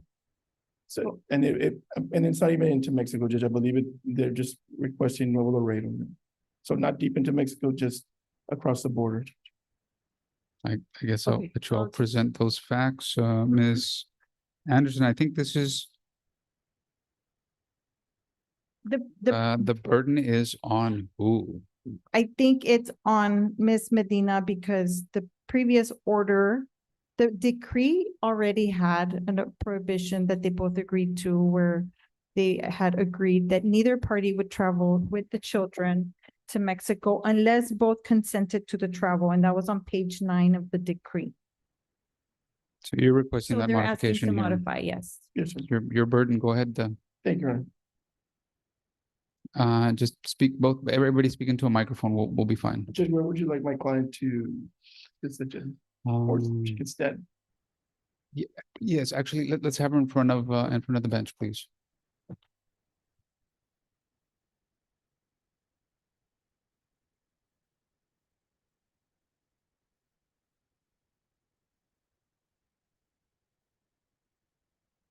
Is it fine that I question from here, Judge, or? It is, but let's have everybody slide into one of the tall mics. Yeah, so slide over one. That way the mic, Mr. Arthur, that way the microphone is right in front. Yes.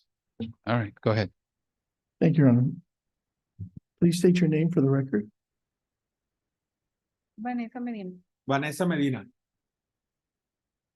And Ms. Medina, you have two children with Aysar Medina. Así es. Correct. And what are the ages of the children? 15 y 12. 15 and 12. And where do the children reside? Conmigo, aquí en Laredo. With me here in Laredo, Texas. And at some point, you resided with Mr. Aysar Medina? Sí, así es. Yes, correct. And that was with the children as well? Así es. Correct. And during that time, did you ever travel together with the children to Mexico? Así es. Correct. At what part of Mexico would you travel to? Nuevo Laredo. Nuevo Laredo. And approximately how many times did you travel to Nuevo Laredo in the past year? Unas 10 veces. ¿Cómo? Around 10 times or more. Okay, and prior to that, approximately how many times would you travel to Nuevo Laredo every year?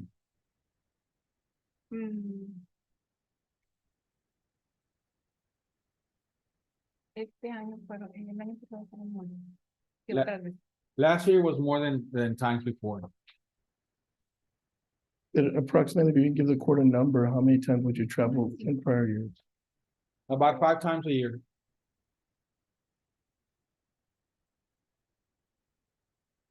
Why is it that you travel to Nuevo Laredo? Para- To visit Mr. Medina's aunt o pasar tiempo con mis hermanos. or to spend time with his mom, his family. Do you have any family members in Nuevo Laredo? Yo, Me, yes. And do you, or would you take the children to go visit your family members? sí. Yes. And who of your family resides in Nuevo Laredo? Mi papá, My father, mis hermanos, my brothers, mis sobrinos, my nephews, my uncle, and my cousins. So not only do you have family in Nuevo Laredo, but Mr. Medina also has family in Nuevo Laredo. Yes. When was the last time that you traveled to Nuevo Laredo? noviembre, November. And on that trip, who went with you? el señor Medina y mi hija. Mr. Medina, my daughters, and me.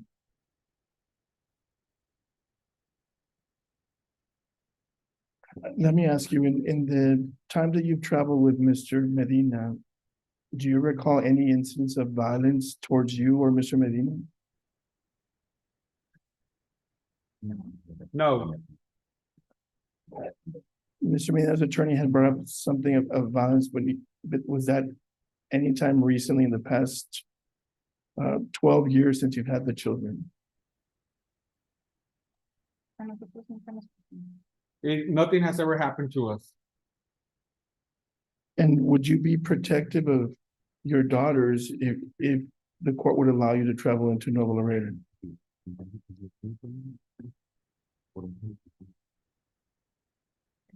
Of course. And Ms. Medina, you had heard Mr. Medina's attorney mention that there was a travel restriction to Nuevo Laredo post the 2022 divorce. Is that right? Yes.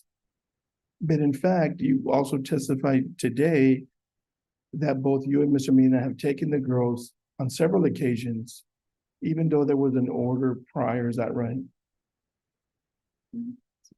Yes. So are you just asking the court to lift that order, being that both of you have traveled with the children on various occasions to Nuevo Laredo? Yes, correct. And why would you want the court to lift that restriction?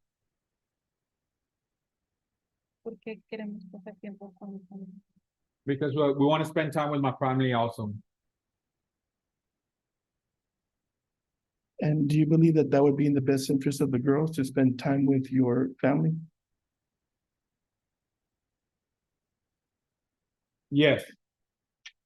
I pass away this room. Cross-examination, Ms. Anderson. All right, would you like to, Ms. Medina, you may have a seat. Do you have any witnesses, Ms. Anderson? Mr. Medina, please step forward. I believe you're under oath.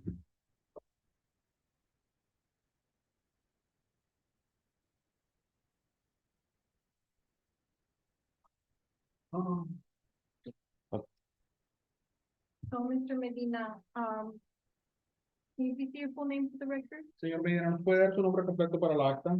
Aizar Conrado Medina. Aizar Conrado Medina Jr. And your two children are two girls, correct? Correct. Ages 12 and 15? ¿Y sus hijas son dos niñas menores de 12 y 15 años? Correct. And as part of your agreement in your divorce, you and Ms. Vanessa Medina agreed to no travel to Mexico unless you both consented. Is that correct? Como parte de su divorcio con la señora Medina, los dos estaban de acuerdo que los niños no deberían de viajar a México al menos que tuviera el consentimiento de los dos. ¿Eso fue correcto? Correct. So any travel that you guys have had together was because you both consented to that travel. Is that correct? Cualquier viaje que han hecho es porque los dos consintieron hacer ese viaje juntos. Correct. So you were in fact following the decree. Entonces, de hecho, usted estaba siguiendo el acuerdo. Yes, sir. So why is it that you would not want the court to lift that restriction? ¿Por qué no quisiera usted que el juzgado retirara esa restricción? Porque en mi pasado tuve familiar que secuestraron, que mataron, hay récords de todo eso. Because in my past, I have family members that have been kidnapped and killed. There's records of that. Ella tuvo un incidente donde a ella le pusieron una pistola en la cabeza desde chica. She had an incident when she was young when they put a gun to her head. Y cada vez que nosotros cruzábamos, en el año cruzamos 4 a 5 veces. And every time we would cross, in the year, we crossed maybe 4 or 5 times, no more. Cuando cruzábamos, siempre ella está de testigo donde las camionetas o carros así extraños se nos pegaban y nos empezaban a observar. Era gente. She was witness that every time we would cross, we would have the cars and trucks of the people over there. They would just get close to us and look at us. Temor por la vida de mis hijas, porque para empezar, mi familia vive cruzando el puente. Su familia vive más lejos. And I would be in fear for the lives of my kids because her family lives right across my family lives right across the bridge, but her family lives a little bit further away. Y cuando íbamos, los dos íbamos con miedo. Ella misma me decía, no quiero ir. Si no teníamos para qué ir, no íbamos. And when I would cross, in fact, we would both go with fear. She would even told me that she was in fear of going. And what were the reasons that you would travel to Mexico for? ¿Cuáles eran las razones por las que usted viajaba a México? desgracias familiares, muertes de familiares, si cruzamos 5 veces en el año, 3 o 4 eran desgracias y una de que, ¿sabes qué? Pues hicieron un convivio, vamos. Pero estando en un convivio con ellos, se armó la balacera y estamos todos conmigo. We would cross in case because there was something bad happened with the families, or there was a death. Maybe 4 out of 5 times, and maybe we would go to a party or another. And even in one occasion, we were there at a reunion, there was a shootout. So do you feel it's safe for your daughters to travel if both you and Miss Medina are not present? ¿Usted cree que es seguro que viajen sus hijas si no están los dos presentes? No, sir. Is there anything else you would like to add to tell the court? ¿Hay algo más que les quieran decir al juzgado? Solo que tuviera consideración de cómo está la situación allá. Yo entiendo que ella quiera ver a su familia, pero su familia no.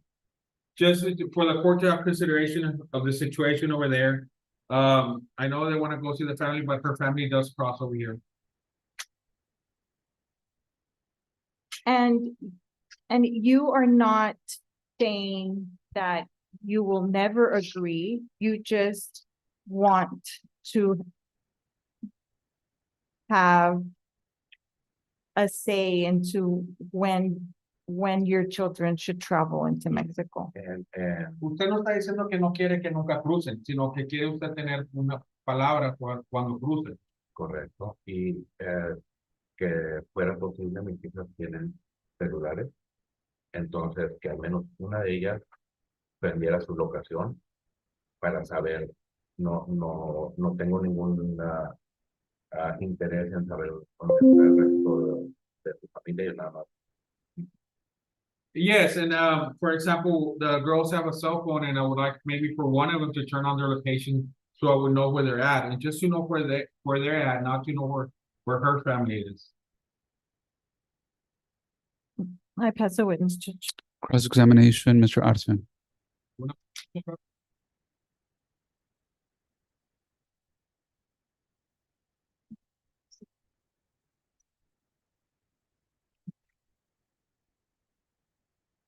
Any questions, Mr. Arce? No questions, Your Honor. Court has heard no questions. All right, you may sit down, Mr. Medina. This is your request, Mr. Arce. Is there anything you want to say to close into the record?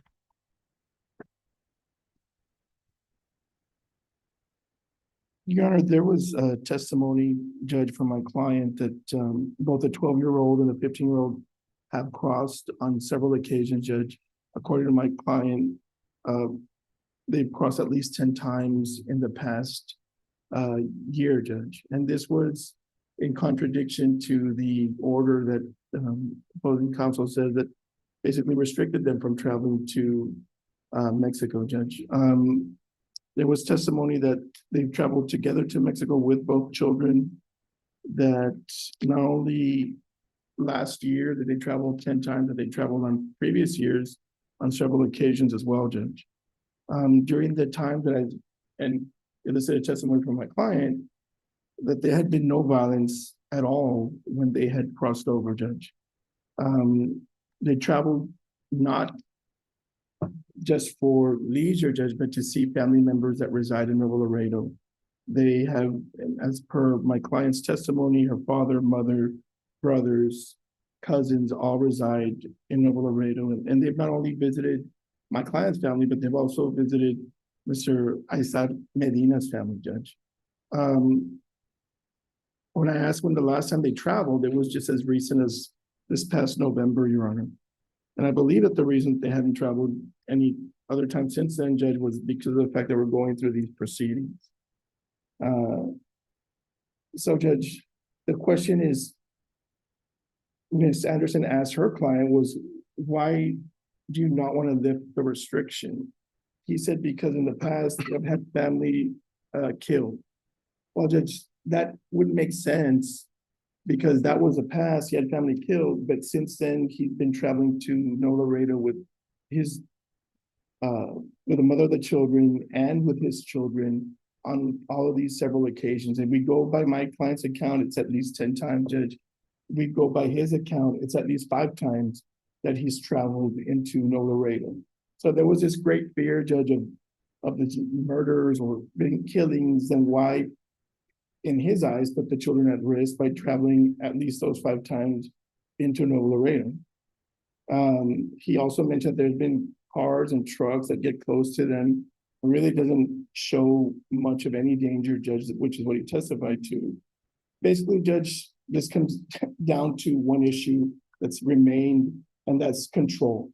He wants to have control of my client not being able to travel into No Laredo on her own. It's okay if he goes and they travel together, but not if my client goes alone. It's okay if he's with them and dictates where they go, because his family lives near the bridge, but her family lives a little bit further. So it's okay to visit his family, but not her family.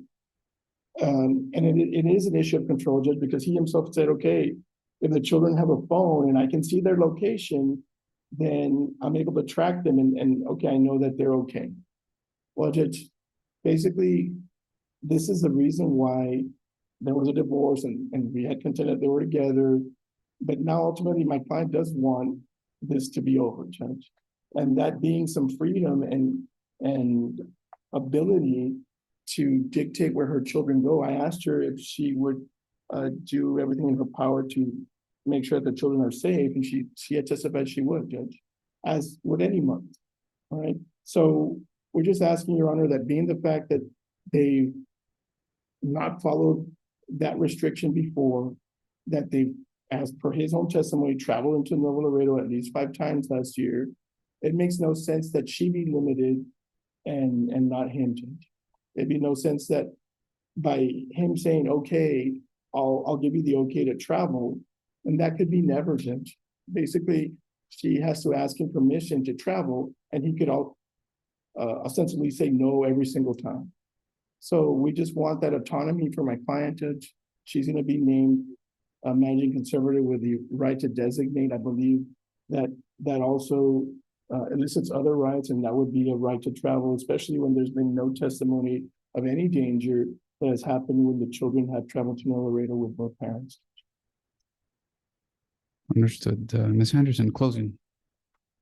Mr. Acton mentioned that they were traveling in violation of the court's order, but that's not correct, because the order states, it is further ordered that neither party shall travel with the children to Mexico or out of the country without the consent of the other party. So as long as both parties consented, then the travel was allowed. And so that was what was agreed to. And at the time of the divorce decree, that's what both parties agreed was in the best interest of the children. For no travel, neither party could travel without the consent with the children to Mexico or out of the country without the consent of the other party. That was what they both agreed was in the best interest of the children. And I don't believe that she has any evidence to suggest otherwise now, that it's in the best interest of the children to not have that restriction. Mr. Medina is just trying to he's just afraid for his daughter's safety, and he would just like to follow the agreement that they reached in the divorce decree. And we don't believe that they've met their burden to modify that order, Judge. That's all. Ms. Medina, Mr. Medina, this decision is pretty straightforward, but I told you all of the 2 hypothetical scenarios, and this court hears this type of request every so often, but the 2 polar extremes are that as a families have always traveled internationally, and now the request is none. On the polar opposite side, the court hears where there is 0 international travel and now one party wants to travel. And usually families lie somewhere in between, but those are the 2 polar opposite scenarios. And I think you lie closer to the first scenario. it sounds to the court, number one, that your initial agreement was premised on. I know you all said, as long as you both agree, but it sounds to the court that your agreement was almost premised on you all being together, because that was the basis for the filing of the second case, cause number 2026 FLA 26C3. Even though you all were divorced, you all continued together. So as long as you're together, travel is okay. As when you were acting as one family unit, whether you were actually married or not, as long as you're together, independent of the agreement, you all traveled together. And it sounds like, other than you now not being together, nothing has really changed. And there is no evidence or testimony that anything has in fact changed. So,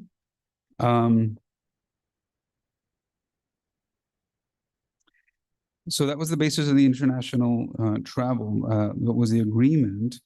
And 3, acting as a one unit family, which you are no longer. So the court finds that it is in the best interest of the children that they be allowed to travel to Nuevo Laredo, as they have before, but the court is going to impose 2 restrictions. Number 1, that each child should have their cell phone on with location sharing. I think that is a good safeguard to anything that could happen anywhere. And the second restriction is that the person, because what's good for one is good for all. The court is saying they can travel. The court heard that Mr. Medina has a father that lives in Nuevo Laredo, so he's allowed. What's good for one is good for the other parent. So he's allowed, but all of these things apply to her and also to him. If he decides to travel to Nuevo Laredo, both children should also have location sharing on their devices. And the second restriction is that the parent wanting to travel to Nuevo Laredo must give the other person 24-hour written notice by email or by text. This court does not believe, based on this situation, that one parent should be allowed, one side or the other be allowed to veto travel. The court has heard that there is a good cause, reason, and basis for the travel, and that is to share moments with extended family. The court heard that there were good reasons for it, good reasons as get-togethers, and other good reasons, and that's funerals, and that's also a good reason. They're saying that weddings are voluntary, but funerals are mandatory in general with families. That somehow in some families that's the case. So unfortunately, sometimes death brings families together, and the court can't restrict that. These are the orders of the court. The court finds that these are good, right, and just, and in the best interest of the children. Mr. Arce, do you have any questions? Yeah. Ms. Anderson? Into the... If the court would consider, even the travel will be to Nuevo Laredo, is that correct? Or is it to anywhere? Closer to the mic, Your Honor. Oh, it's because it was off, sorry. If the travel, my client was wondering if the court would consider putting like a parameters in terms of traveling only in daylight. I believe that that's something that people that when, it's safer to travel in daylight than at night when it's dark.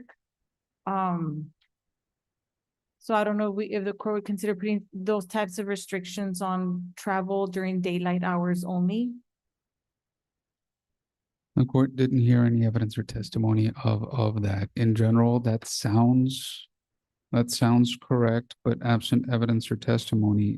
And remember, those devices must be on, must be fully charged, and must have location services until they actually cross back, whatever time that is.